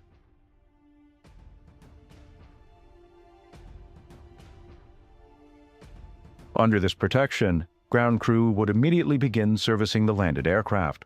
For these men, the journey from aircraft to heated bus was not a short one, and they had to adapt the hostile environment as best they could. With efficiency, the aircraft would be refueled by crews working on the icy wing surfaces, mindful of the potentially fatal consequences of a fall.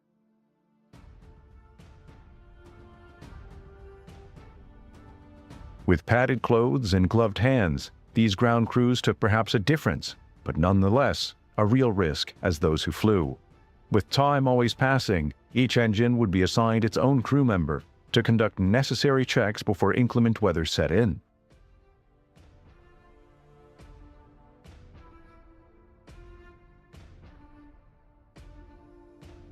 The extreme cold of the region meant that if aircraft had been idle for more than a brief period, the engines would require additional heating, primarily through the large air intakes, to prevent them from freezing solid. To address this, large mobile heating units were developed, capable of delivering significant amounts of hot air into and around all the piston engines. The crew compartment also received similar treatment, not only to ensure habitability, but also because instrumentation and onboard equipment would not function effectively in such frigid conditions.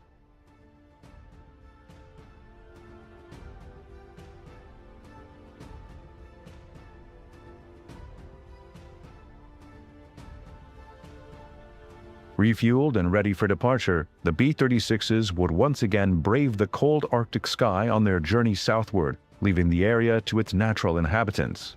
However, the primary purpose of these exercises was to demonstrate that from Alaskan bases, it would be just as feasible to turn northwest towards Soviet territory and deliver the devastating cargo for which the B-36 was developed.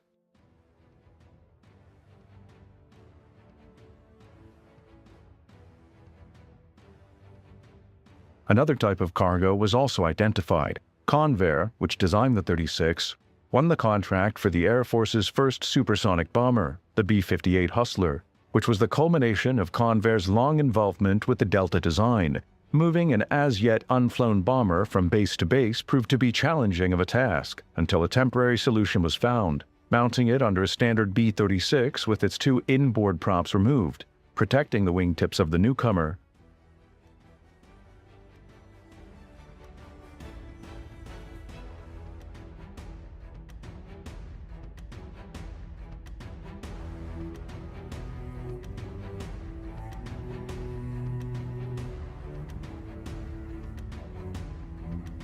This image perhaps symbolizes, above all else, the contrast between two generations of aircraft. In less than a decade, the pursuit of a faster bomber aircraft had radically altered their shape and size, to the extent that tomorrow's medium bomber could fit snugly beneath yesterday's heavy bomber.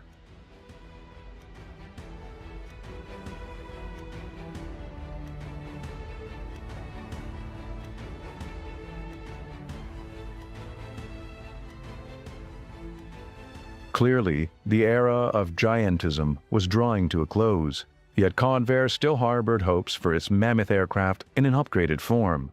In response to the Air Force's requirement for an all-jet heavy bomber, the company developed the YB-60. Hopes were high at Fort Worth in April 1952, when the YB-60 made its first public debut. Continuation of the production line would secure the jobs of thousands of staff and subcontractors, bringing added prosperity to the city that had produced the world's largest bomber.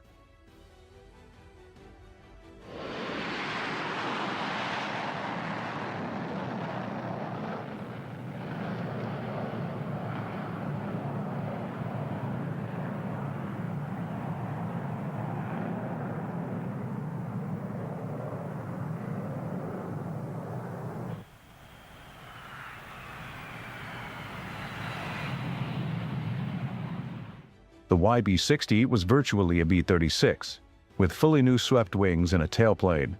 With no defensive armament other than the rear turret, the entire rear crew and quarters were omitted from the YB-60. Enhanced power and reduced weight propelled the YB-60 to a top speed of just over 500 miles per hour. Its production was achieved rapidly, as 70% of its components were standard to the B-36. The Air Force ordered 2 such examples to test the concept, but only actually flew one.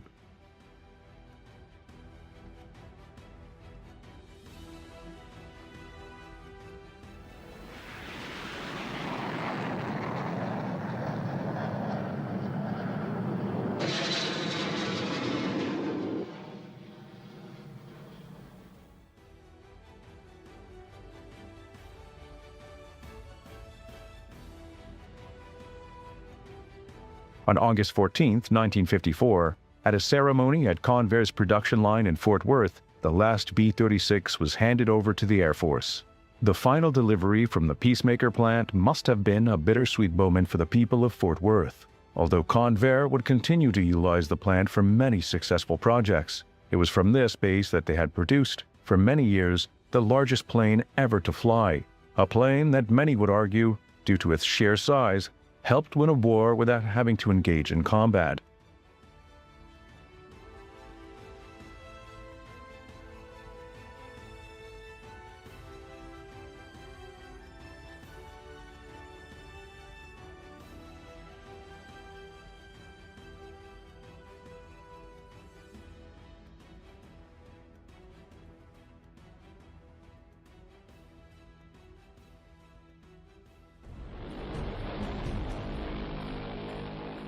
This is the consolidated B-36 intercontinental bomber, sometimes referred to as the Peacemaker or the Big Stick. It was the largest conventional warplane ever built. It had tremendous range and a great payload. With its 6 piston engines turning, and later 4 more jets burning, the B-36 for many years projected America's military might.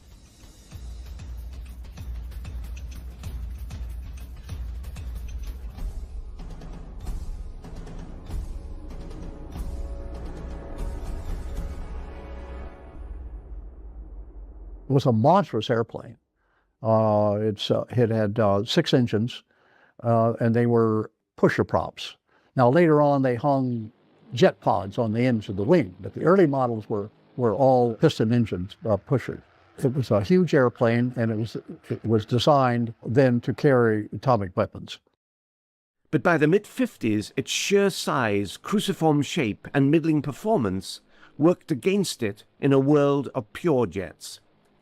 However, in its heyday, the 36 was the very pinnacle of successful giantism. Rather surprising given that a decade and a half earlier, the United States had all but abandoned the idea of operating massive aircraft known as XBLRs, or the Experimental Bomber Long Range. The first attempt, the XBLR-1, resulted in the Boeing XB-15. This was an ambitious and useful experiment that demonstrated the importance of 4-engined bombers. The XB-15 carried a crew of 10.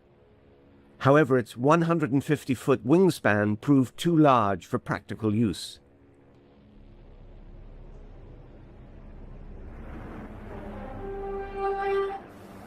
But Boeing's next offering, the XB-17, which followed a year later, perfectly met the needs of the Army. Despite the Army Air Force's decision not to proceed with the XB-15, the political mood in 1938 was undergoing a sea change. With the acquisition of total power by the Nazi Party, American military planners had to contemplate a scenario of German domination of Europe, including Britain. In America in 1938, the question being secretly asked was, what if Britain did fall? Perhaps the only way of striking back at the Axis powers in Europe was with the once dismissed experimental bomber Long Range. The XB-LR-2 came together as the XB-19, somewhat bigger than the XB-15, and in fact bigger than any other aircraft in the world at that time. It was to be built by Douglas Aircraft in California.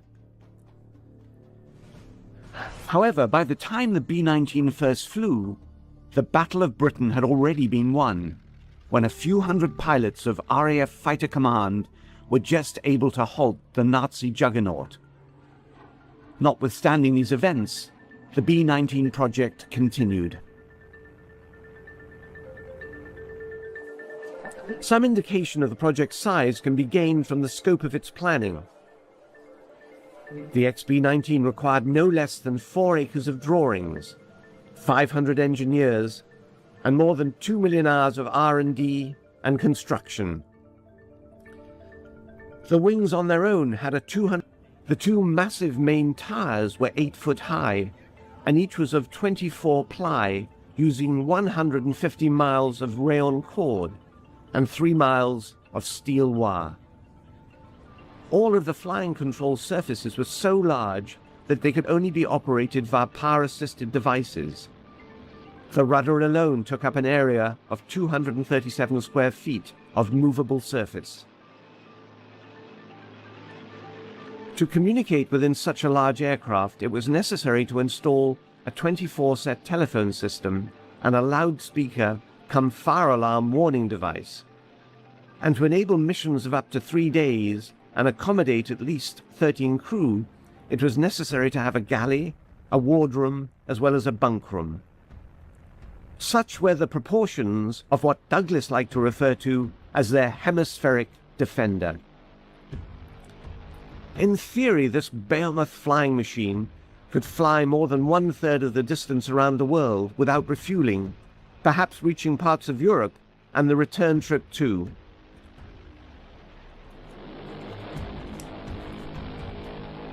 On June 27, 1941, the B-19 made its first flight from Douglas Aircraft in Santa Monica to March Air Force Base. Despite various suggestions to the local press at the time, the B-19 was really a proof-of-concept aircraft to explore what could be learnt about building giant aircraft. The B-19 also presented the same problems and lengthy delays as Boeing had endured with its 4-year development of the B-15. This suggested that the B-19 be abandoned. However, the Army remained firm that the XBLR-2 would be delivered. In fact, the Douglas Company's view may have been quite sound, as the war had necessitated that the 2 prototype long-range bombers be ordered 6 months before the B-19 ever flew. The Northrop B-35 and its competitor, the enormous consolidated B-36, would use whatever data could be migrated from Douglas. In fact, the B-35's design was a totally different concept, relying upon advanced flying wing aerodynamics to gain maximum range, an idea that was far ahead of its time. Nevertheless, it was the consolidated XB-36 which the Air Force adopted. It was a symbol of pure 1940s giantism, and likely would have benefited from some of the ideas incorporated in the B-19. However, it was a virtual flying gas tank, carrying with it all the fuel it needed for a there-and-back European mission. The Second World War had come and gone before Consolidated's giant reached production, and as Britain did not fall to Germany, the 36's absence had no impact on the conflict, although its presence became critical in the Cold War that followed. It was during this potentially cataclysmic test that America's peacemaker really came of age. The newly formed Strategic Air Command under General Curtis LeMay would regularly fly to far distant territories just to demonstrate its enormous reach. It was all a very effective show of force, although by the mid-50s, one that was starting to be questioned. The airplane flew like a glider. It was easy to fly. Anybody could have flown it with 5 hours of stick time. It was a beautiful airplane. It's good that they never had to fly military missions, even with the 4 jet engines which were placed on later. The success of an earlier Strategic Air Command gamble with the B-47 Stratojet medium bomber demonstrated the need for a faster swept-wing, all-jet power heavy bomber. Yet Consolidated felt they could still provide a ready answer. The B-60 arrived after a standard 36 fuselage was married to swept wings and tail surfaces. It was propelled by 8 turbojet engines. The concept would have been economical, but advances in in-flight refueling made it no longer necessary for massive fuel loads to be carried. The age of giantism was coming to an end.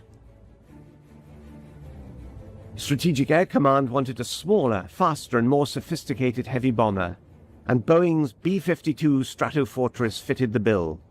And in terms of years of service for dollars spent, the B-52 was able to adapt and evolve in a way Convair's Big Stick never could.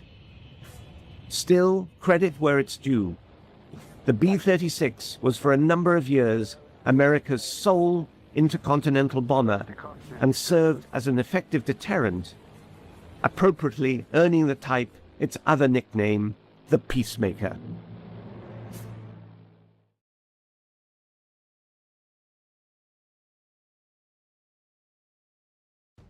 The Boeing B-47 Stratojet is a retired American long-range, 6-engine, turbo-powered strategic bomber designed to fly at high subsonic speed and high altitude to avoid enemy interceptor aircraft.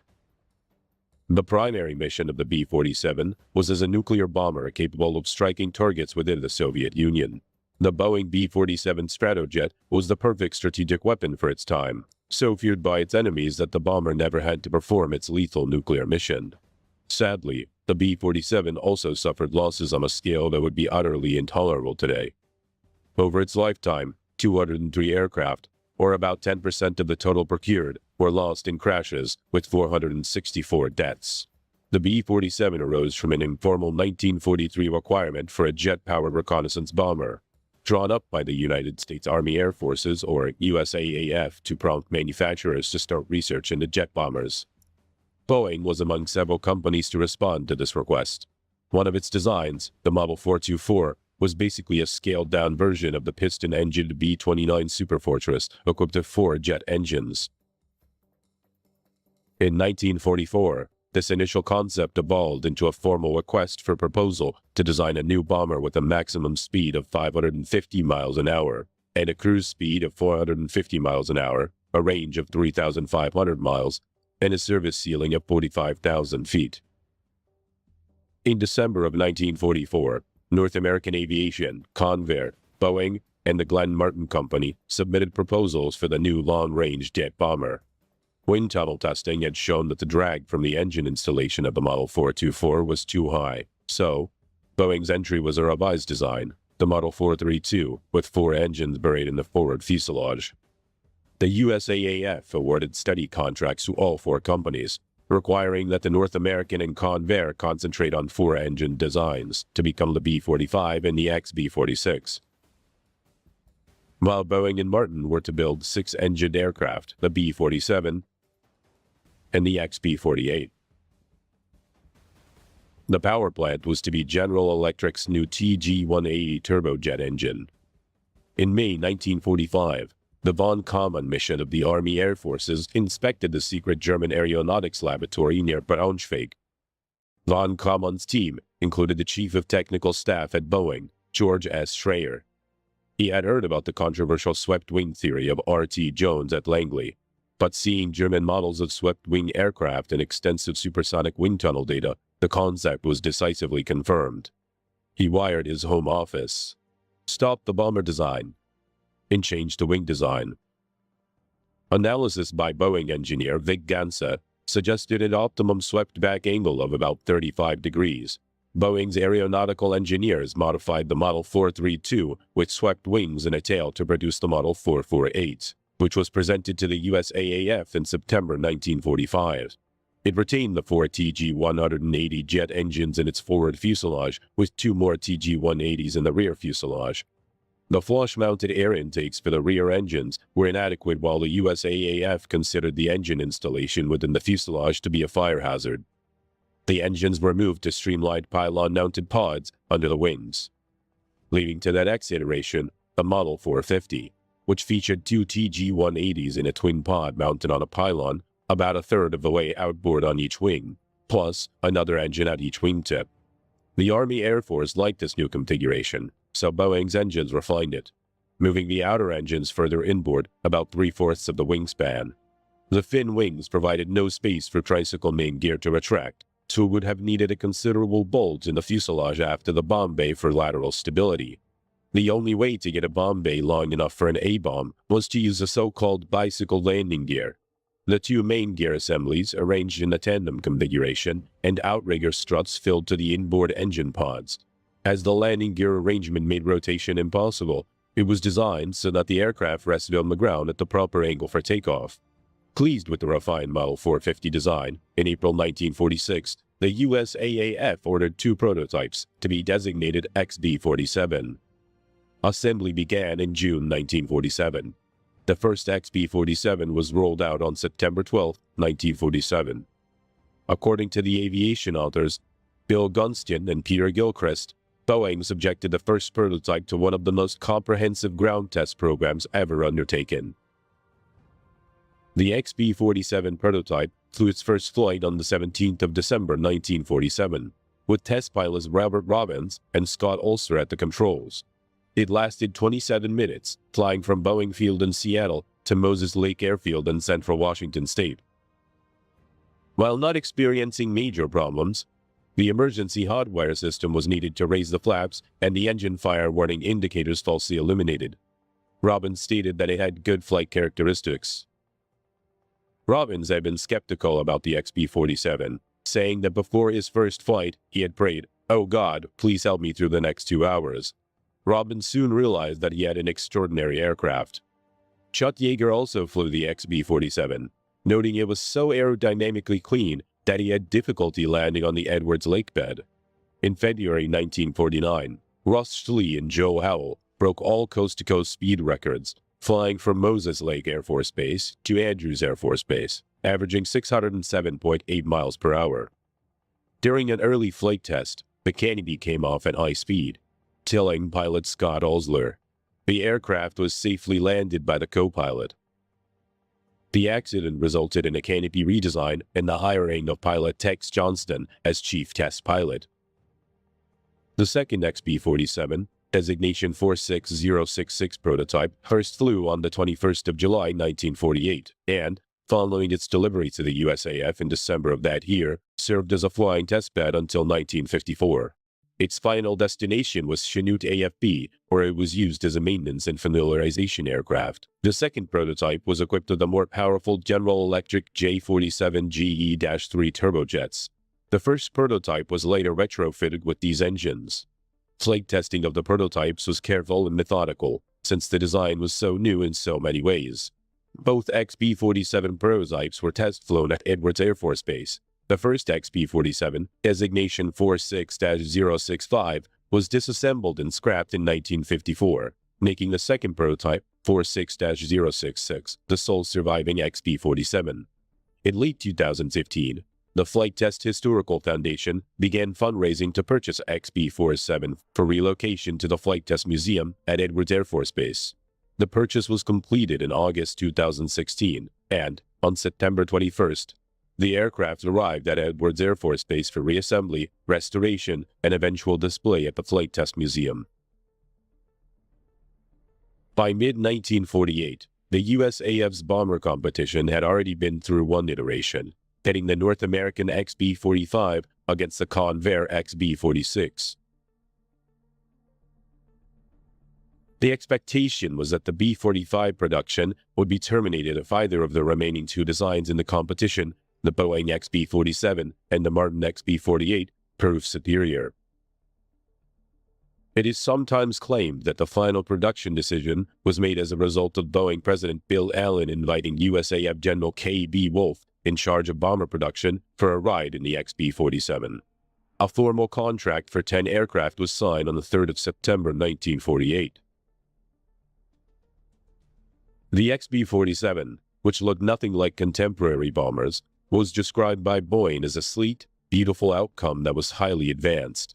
The 35-degree swept wings were shoulder-mounted, the inboard turbojet engines mounted in the twin pods at about a third of the span, and the outboard engines slightly near the wingtip. This arrangement reduced the bending moment at the wing's roots, saving structural weight. The engine's mass acted as counterflutter weights. Its maximum speed was limited to 787 kilometers an hour to avoid control reversal, where aileron deflections would cause the wings to twist and to produce a roll in the opposite direction to that desired by the pilot. The wings were fitted with a set of Fuller flaps that extended well behind the wing to enhance lift at slow speeds. The flight control surfaces were powered, augmenting the pilot's inputs and reducing the extension required to overcome the forces involved. The XB-47 was designed to carry a crew of 3 in a pressurized forward compartment, a pilot and a co-pilot, in tandem, in a long fighter-style bubble canopy, and a navigator in a compartment in the nose. The co-pilot doubled as a tail gunner, using a remotely controlled radar-directed tail gun, and the navigator as a bombardier. The bubble canopy, which provided a high level of visibility to the pilots, pitched up and slid backwards. As the cockpit was high off the ground, the crew entered via a door in a ladder on the underside of the nose. The extreme front of the nose was initially glazed for visual navigation and bomb sighting, but this requirement was soon deleted together with the glazing. Most production versions had a metal nose with no windows. A K-series bomb sight provided integrated radar navigation and visual navigation. The optical portion extended through the nose in a small dome. During the late 1940s, the bomber was hailed as the fastest of its class in the world. The first prototypes were fitted with General Electric's J-35 turbojets, the production version of the TG-180, with 3,970 pounds of thrust. Early jet engines did not develop good thrust at low speeds, so to assist the takeoff when heavily loaded, the B-47 had provisions for fitting solid-fuel rocket-assisted takeoff or RATO rockets, each generating roughly 1,000 pounds of static thrust. Early aircraft had mounts for 9 RATO units, built into each side of the rear fuselage, arranged in 3 rows with 3 bottles. Most of the space within the upper fuselage was taken up by self-sealing fuel tanks, the wing having been deemed unsuitable for storing fuel. The performance of the Model 450 was projected to be so good that the bomber would be as fast as fighters than on the drawing board. Thus, the only defensive armament was to be a tail turret with 250 caliber or 12.7 mm AN-M2 Browning machine guns, which would in principle be directed by an automatic fire control system. The 2 XB-47s were neither fitted with combat equipment nor tail turrets, as they were engineering and flight test aircraft only. The total bomb load capacity was to be 25,000 pounds. Production aircraft were to be equipped with modern electronics for navigation, bombing, countermeasures, and turret fire control. Navigation was more difficult than on earlier aircraft due to the higher speed involved. One problem with the aircraft was that at higher altitudes, where the pure turbojet engines could produce good fuel economy, the wing was very compromised. At the top of the B-47's envelope, about 35,000 feet, it was coffin corner.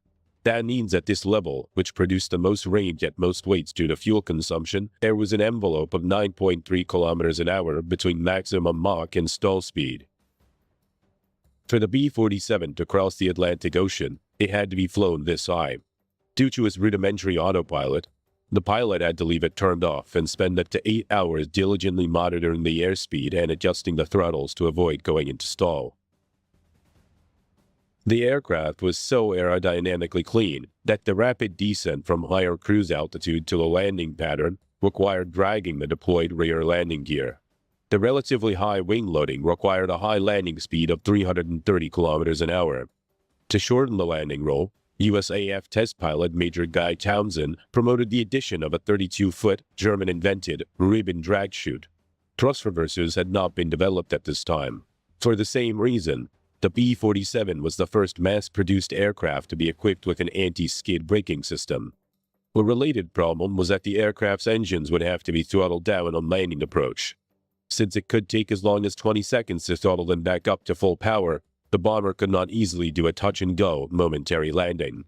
A 16-foot approach chute, drogue parachute, provided aerodynamic drag so that the aircraft could be flown at approach speeds with the engines throttled and ready to spool medium power. On the ground, the pilots used a 32-foot brake chute. The brake chute could be deployed to stop the aircraft from porpoising or bouncing after a hard landing on the front nose gear. Training typically included an hour of dragging the approach parachute around the landing pattern for multiple practice landings. The USAF Strategic Air Command operated multiple B-47 models from 1951 through 1965. Upon entry to service, its performance was closer to that of the contemporary fighters than the extant B-36 Peacemaker bomber, setting multiple records with ease. It handled well in flight, the controls having a fighter-like light touch. The large bubble canopy enhanced the flying crew's vision and gave a fighter-like feel, but also caused the internal temperature variations for the crew. In 1953, the B-57 became operational. It was so sluggish on takeoff and too fast on landings, an unpleasant combination. If landed at the wrong angle, the B-47 would bounce fore and aft. If the pilot did not lift off for another go-around, instability would quickly cause it to skid onto one wing and cartwheel. Because the wings and surfaces flexed in flight, low-altitude speed restrictions were necessary to ensure effective flight control. Initial mission profiles included the locked bombing of nuclear weapons. As the training for this imposes repeated high stress on the aircraft, the airframe lifetime would have been severely limited by metal fatigue, and this maneuver was also eliminated. Improved training led to a good safety record, and few crew felt the aircraft was unsafe or too demanding.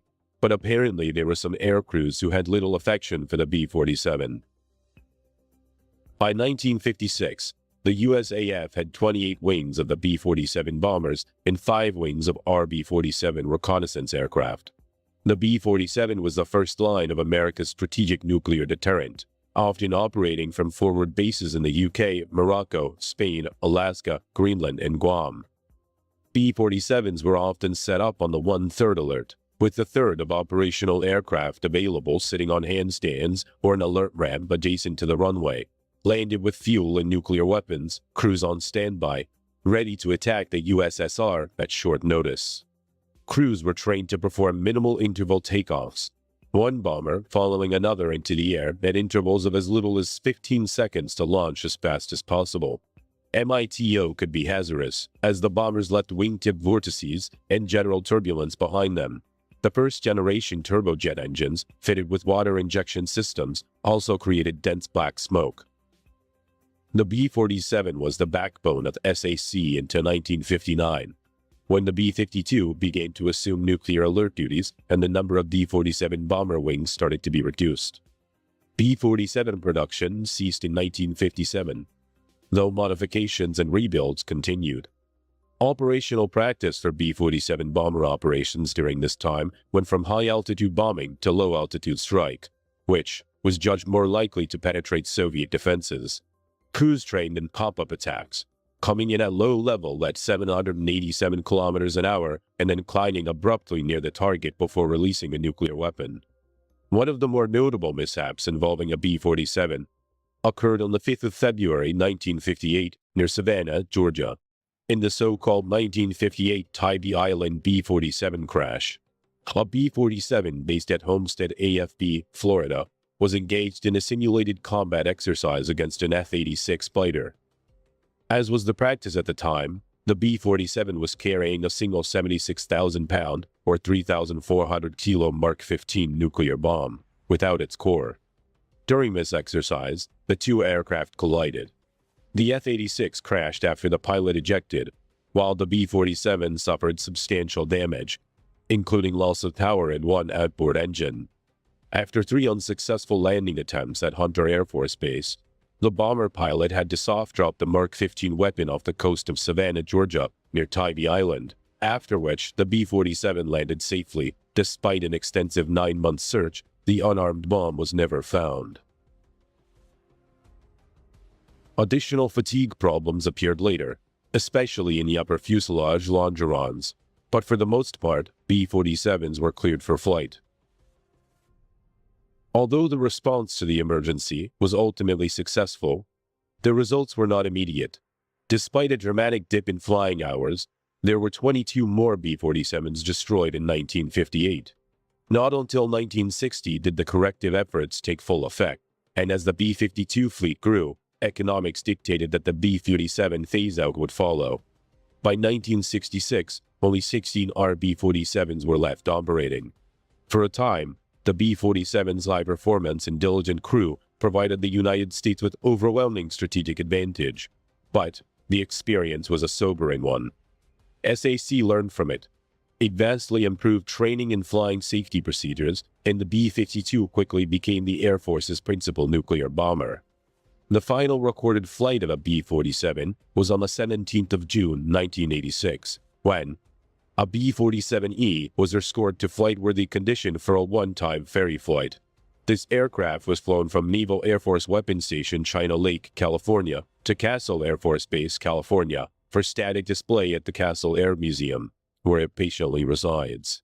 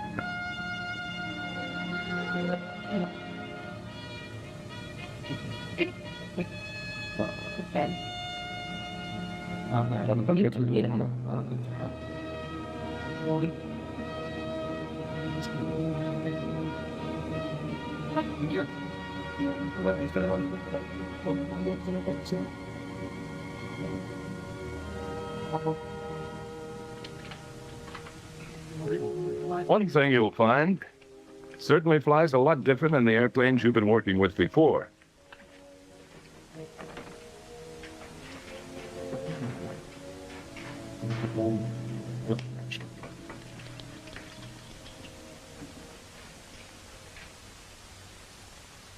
When you get in the front seat, even with an instructor pilot in the rear, you must have full knowledge of the aircraft, its systems, emergency procedures, its capabilities, and limitations. It can pay off with your life sometime. How fast does the B-47 really go? What's the scoop on altitude? Does the swept-back wing really stall out easier? What's the range? Wait a minute, fellas. To fly the B-47 safely, you must learn it thoroughly. Believe me, you can't learn it overnight. So absorb all the training you can get. Absorb it thoroughly. Sit down, fellas. I don't want to scare you. There's nothing mysterious about the B-47. It's a good plane, a safe plane, provided you know what you're doing at all times. It has some new features you're probably not familiar with, features that will present you with some new problems. To let you meet the B-47 and get you familiar with some of these differences, well, let's go back a little in time. As you all know, in the evolution of weapons, instruments of offense and defense are continuously competing for superiority. You build a tank, then you develop an anti-tank gun. You build a bomber for offense, then a better fighter for defense. If it happens to be a jet fighter, then the logical next move is to produce a jet bomber, but quick. Well, that was about the situation in June, I think it was. June of 1943. The Nazis were putting jet fighters into combat, so our need for a jet bomber was clear, an aircraft to be built around an engine. It would have to have speed, more speed than was ever thought possible for a bomber before. It needed altitude, the higher the better. It had to have range. That was a sore spot too. For the first time in any set of requirements, ease of maintenance was a priority consideration. Designers and engineers all over the country analyzed the requirements in terms of the data available in 1943. They worked with slipsticks, drafting boards, wind tunnels. It was common knowledge that the piston pounders of the day attained their optimum range and performance at a moderate speed and in the lower altitudes. One of the most discouraging features of the jet engine was its staggering fuel consumption. This generated some also-provoking problems of range and extremely high gross weights. It was known that a jet engine would deliver its best performance near its maximum speed and at very high altitudes. It would also use less fuel operating under these conditions. In the first model, 4 jet engines were mounted on a thin version of a conventional straight wing. But a straight wing just didn't have enough speed advantage. To find a high-speed wing, the wind tunnel did a free beer business with all kinds of problems. Early data favored a clean wing, so the engines were fitted into the fuselage along with the fuel tanks. The wings still couldn't achieve enough speed. About this time, the Allied armies had conquered Hitler's Europe. Captured Nazi research data revealed that the Germans had developed a radical wing design, the swept wing.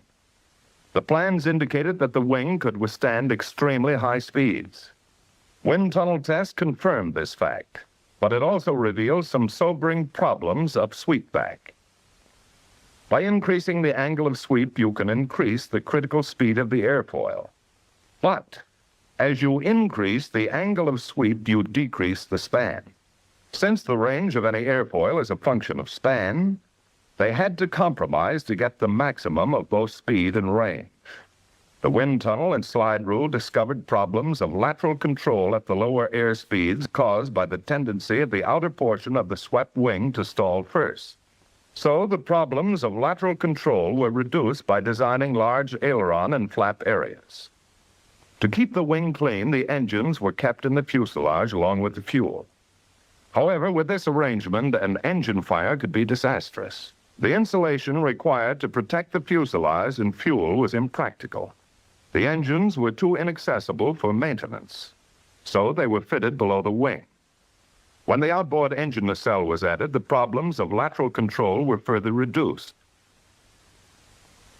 To keep the wing clean and thin, a variety of landing gear arrangements were tried.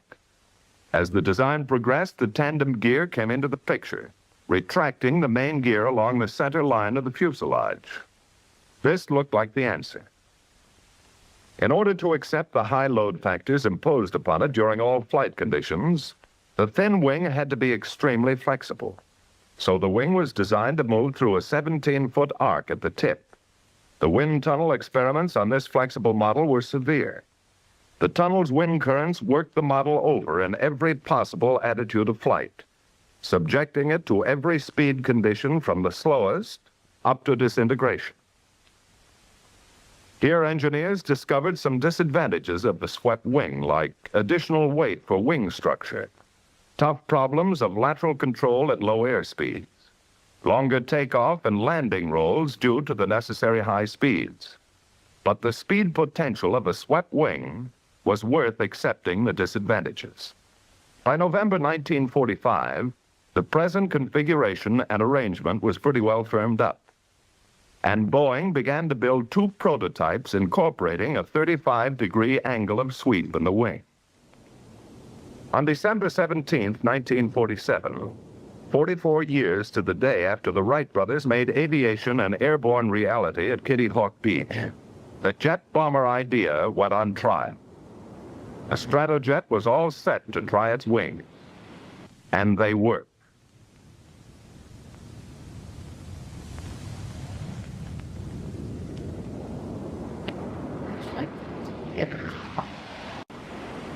A bomber designed to have a margin of performance over all other aircraft. An offensive flying machine designed to aggravate the interception problem of fighters and frustrate every possible defense for years to come. It didn't take long to realize that we had the offensive weapon we ordered, that the Air Force had become landlord of the fastest bomber in the world.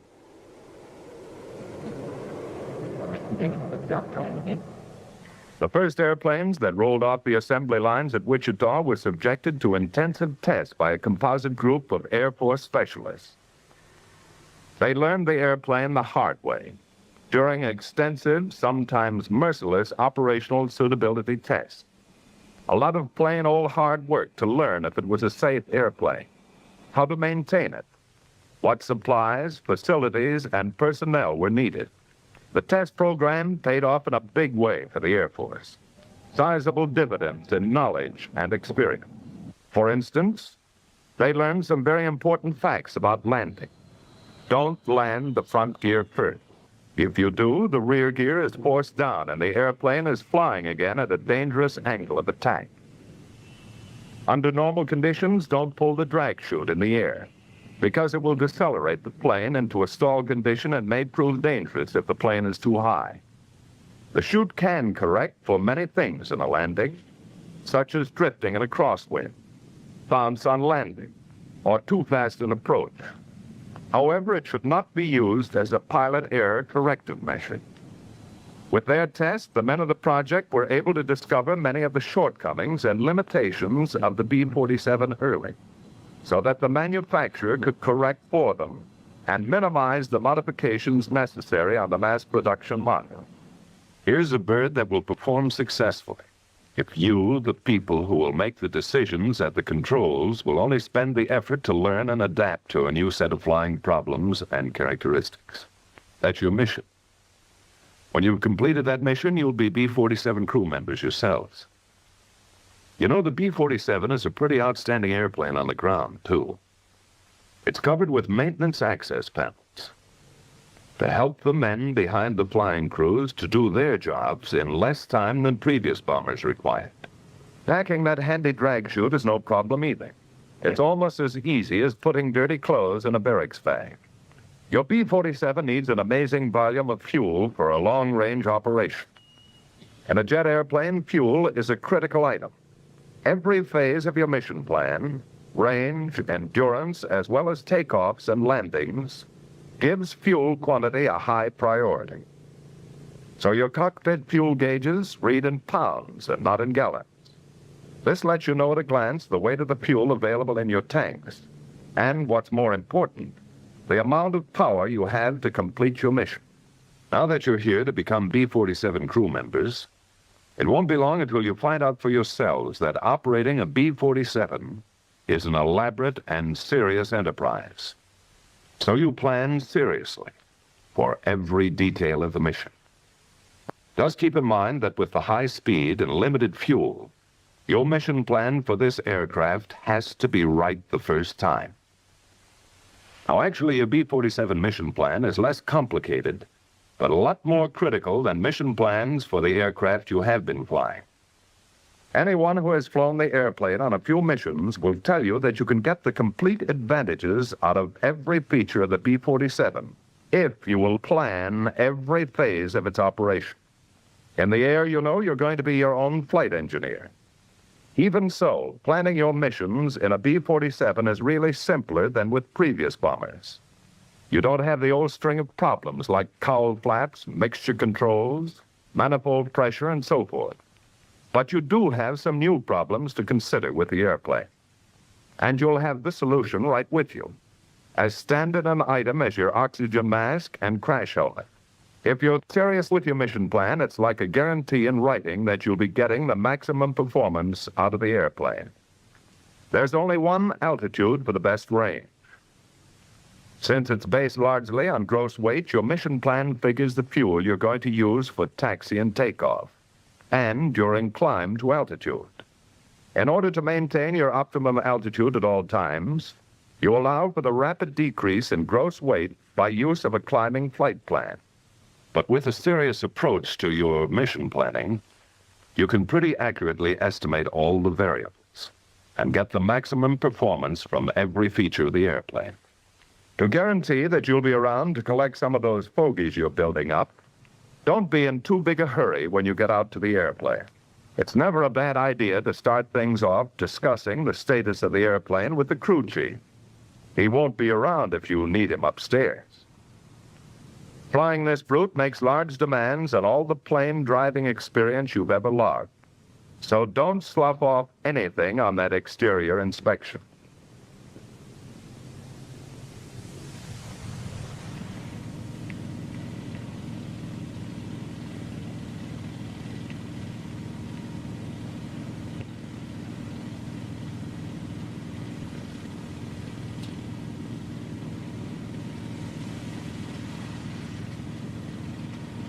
The three people who will make this piece of machinery a powerful tactical weapon will spend their flying time in an inner pressurized capsule, set high in the forward section.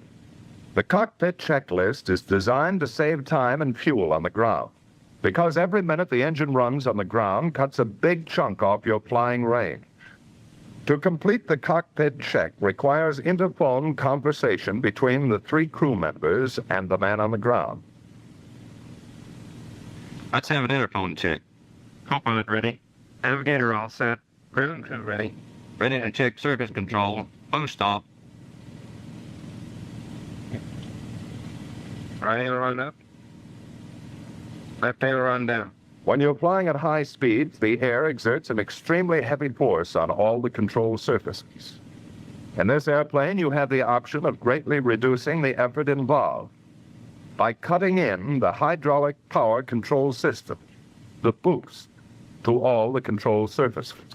The newness of the airplane, with its new pattern of flying characteristics, required a new kind of control surface, the flaperon. They're practically identical to the flaps in every way, but their function is unique. They're available to minimize and perhaps eliminate a potentially serious problem of maneuvering the B-47. The basic problem is simply this. On a swept wing, the center of lift tends always to shift outboard. At low air speeds, in a stall for example, the still air on the top surface of the wing moves toward the wing tips and literally piles up. With the surface power control on, the flaperon, once extended, will rotate upward when the aileron on its side goes up over 5 degrees. The flaperon actually spills the still air before it can pile up and create a serious lateral control problem at low air speeds. You don't have to allow any time for engine warm-up. Once these jets are fired up, they're ready to fly. They do have a mean streak, so clear the danger areas well ahead and behind the engine and go to it. Ready to start number 4. Co-pilot ready. We're on clear and ready. Energizing number 4.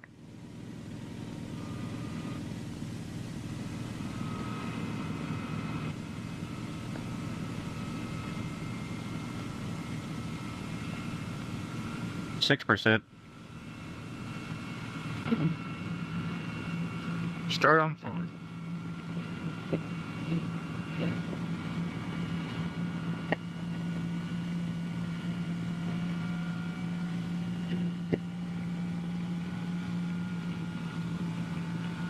Turn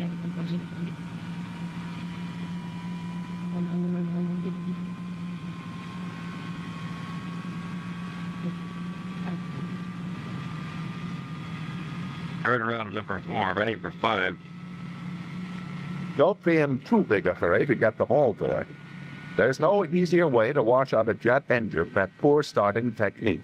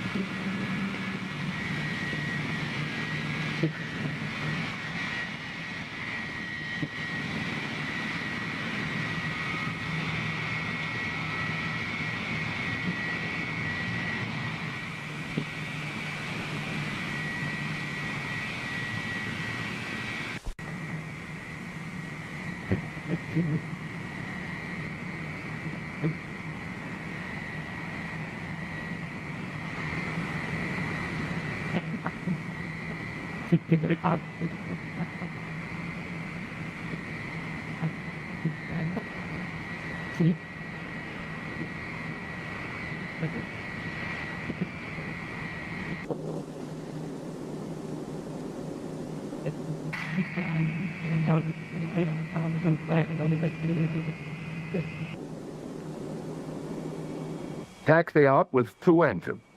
The minimum thrust to start a ground roll and still hold down fuel consumption. The problem of directional control while taxiing this airplane is different too. Neither differential braking nor differential engine thrust will steer a tandem gear. So the forward gear is steerable hydraulically with the rudder pedal. The ratio of steering rotation is selected by the pilot. 120 degrees swing for towing, 120 degrees for taxiing, and 12 degrees for takeoff and landing.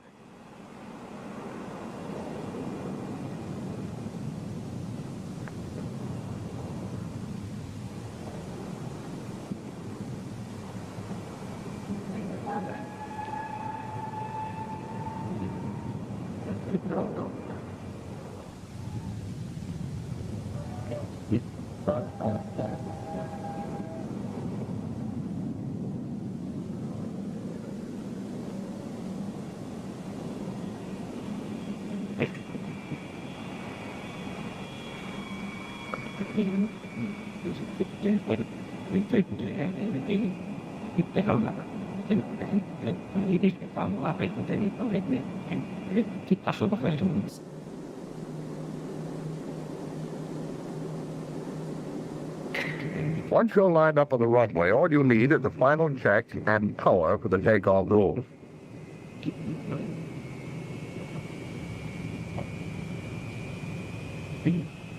The takeoff attitude of the plane is fixed.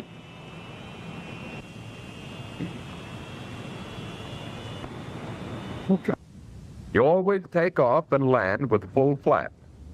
At a crosswind, you'll use some aileron to keep from lifting. The flap rods will be in there pitching too. You can't pull it off. When it's good and ready, the plane will fly off by itself.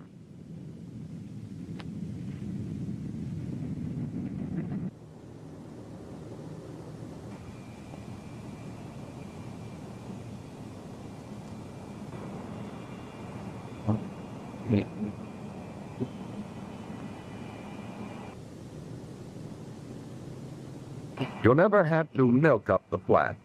If you reach your mushing or sinking point before you have sufficient flap-up speed, the flaps will stop automatically until safe speed is achieved.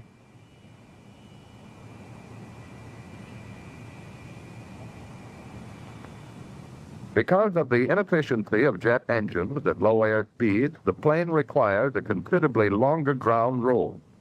The airplane was designed to have a maximum gross takeoff weight of over 180,000 pounds. Gross weight, runway elevation, and outside air temperature have a large effect on takeoff distance. So, under certain conditions, the B-47 needs some sort of assistance for takeoff. In your mission plan, you determine your optimum speed for firing the unit. When you're ready, they fire simultaneously by a single switch.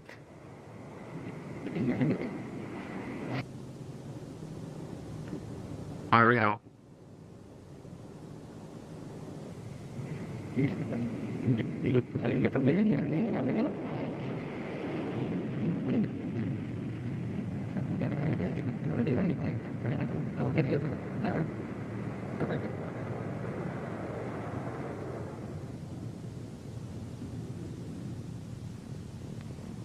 Your fuel consumption can be 3 times as great at sea level as at high altitude.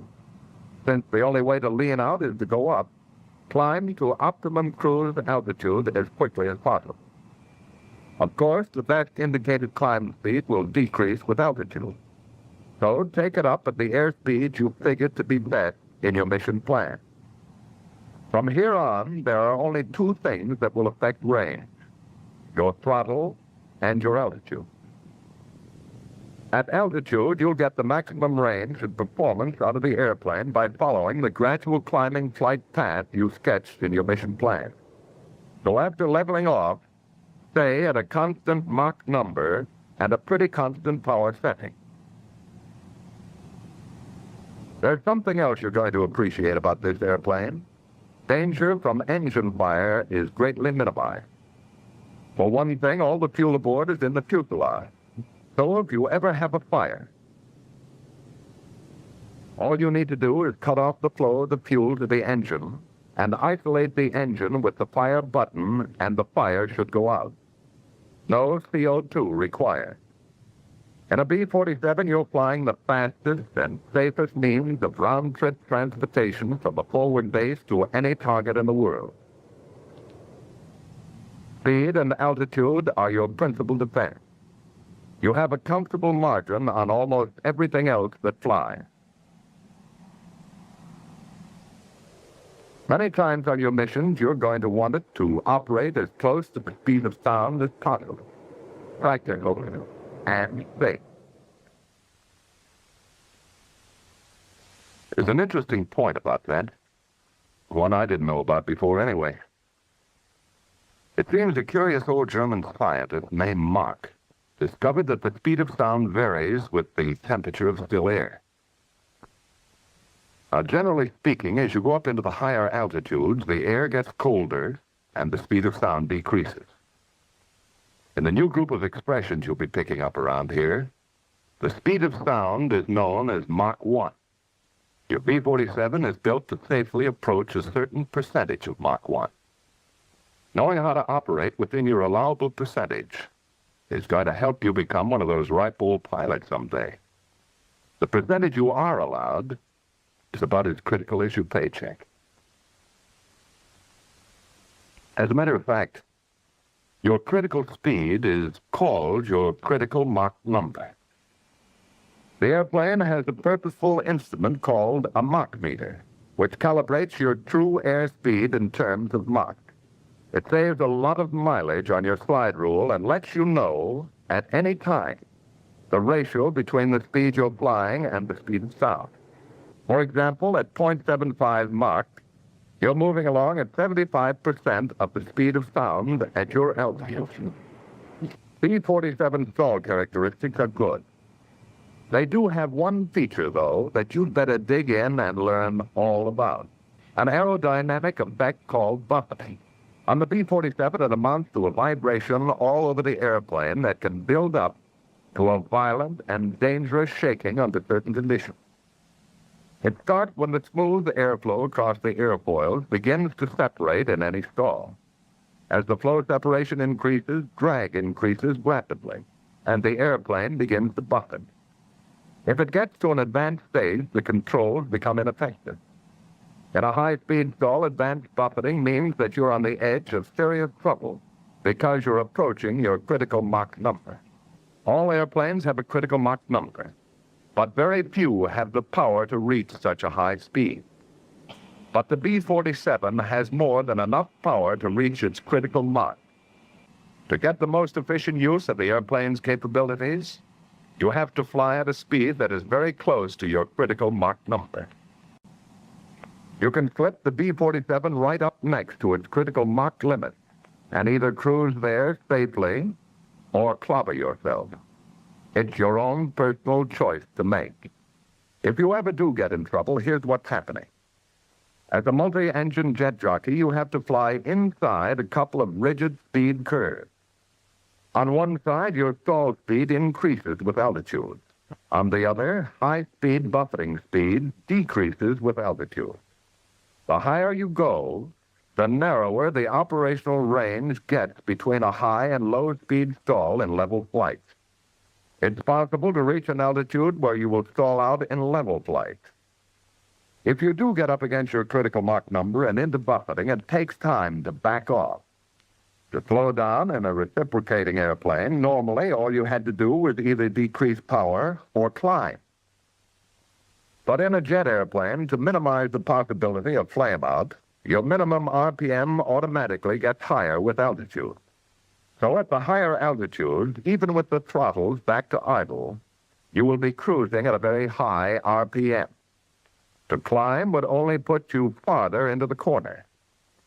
Because of pilot fatigue on the return from a mission or pilot error anytime, you can lose track of Mach number and the other variables until you have too much of all of them on your hands. For safety reasons, you have to keep an eye on the key instrument all the time. Of course, the best idea is to realize well in advance that you are approaching your critical Mach or stall speed and plan ahead. Letdown brings up another new group of special problems for solution. In order to avoid the enormous fuel consumption of low altitude, you'll maintain your cruising altitude much closer to your destination point than in a prop-driven aircraft, practically over your home base. The main landing gear has over twice the total drag of the airplane.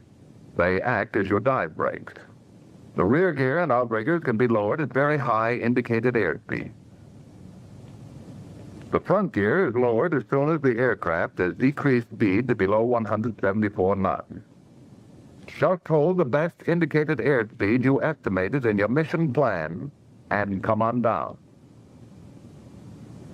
As you approach your landing base, you spend a minute or two checking your fuel and computing your gross weight at the landing point. Once you've figured it out, you can determine your safest approach and touchdown speed. Many times you'll enter the pattern with full flaps and start slowing down as early as the downwind leg. Slowing the B-47 down, even in a power-off condition, is a time-consuming operation because there's no prop drag to help you, and the airplane is so clean. We have some pretty strong reasons for a well-calculated approach and landing. Remember this. Every 5 knots of excess airspeed costs you 1,000 feet of runway.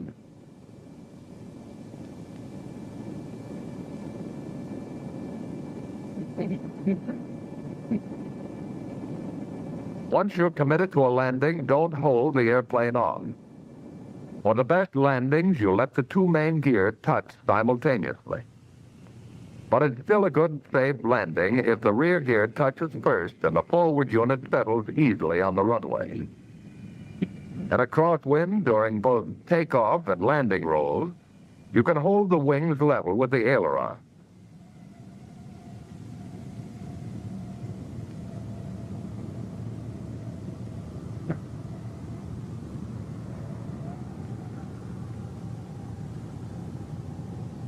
Jet engines produce a sizable thrust, even at idle RPM settings.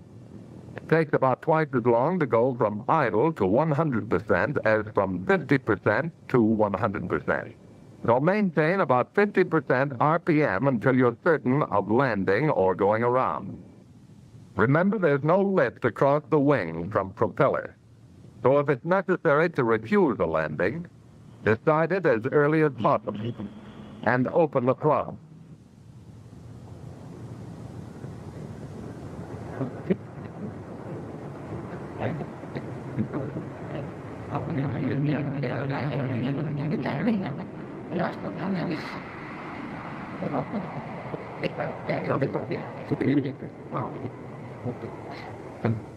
Since approach speeds are very close to actual touchdown speed, fly well ahead of the airplane, all the time. The jet engine flow reaction time doesn't allow you the privilege of last-minute decision. Plan ahead. Remember, if your decision to go around is too late, you'll have to allow the plane to touch the runway after you apply full thrust.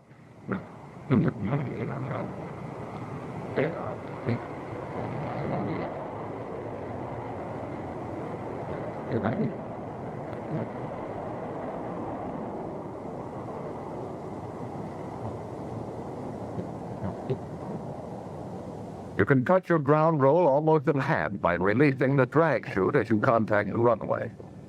It made a lot of good landings and safe landings out of potentially bad or dangerous ones. Remember, the chute can correct many errors like bounce, aviation in a crosswind, or a landing that's too fast.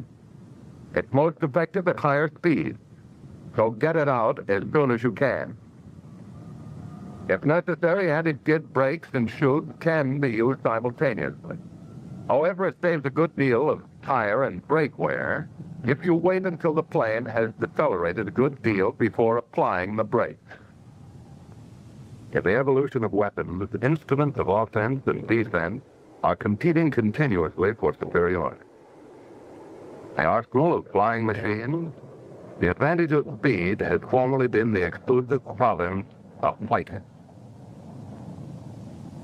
B-47 is the new concept, the new advantage for round-trip bombing missions.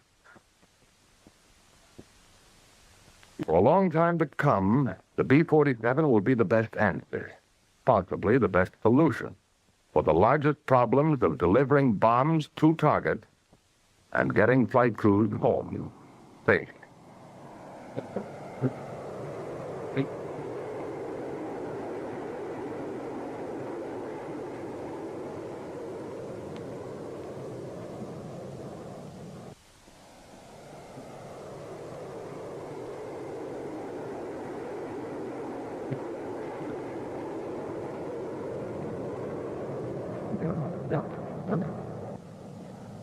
In the B-47, your greatest asset is speed. If you'll have enough of it at your fingertips to make interceptions by present-day fighters extremely difficult.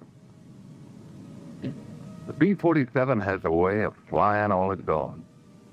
Takes a little time and a lot of hard work to master. But if you honestly like to fly, it's worth it. It's really the best. First deployed in the early 1950s, the B-52 served as Strategic Air Command's primary deterrent weapon. Its range allowed SAC's nuclear arsenal to be deployed worldwide. The B-52 has been used for low-level bombing and electronic warfare missions. When it entered service in 1955, it represented the peak of jet bomber design. However, its origins trace back to a Department of Defense decision made a decade earlier during wartime. For much of World War II, the U.S. focused on refining existing technology to keep production lines operating at the urgency war required.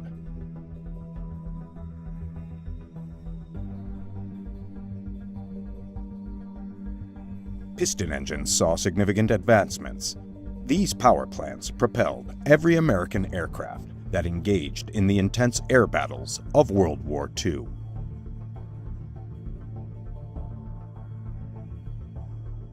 Even the formidable Boeing B-29, with superior speed, range, and payload capacity, still relied on piston engine technology.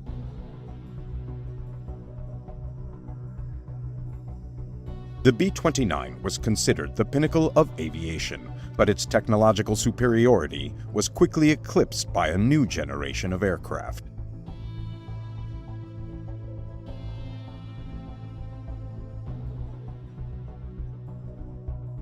Early in the war, the U.S. was stunned to discover that Germany and Britain had developed gas turbine jet engines, capable of propelling fighters, far faster than the legendary Superfortress.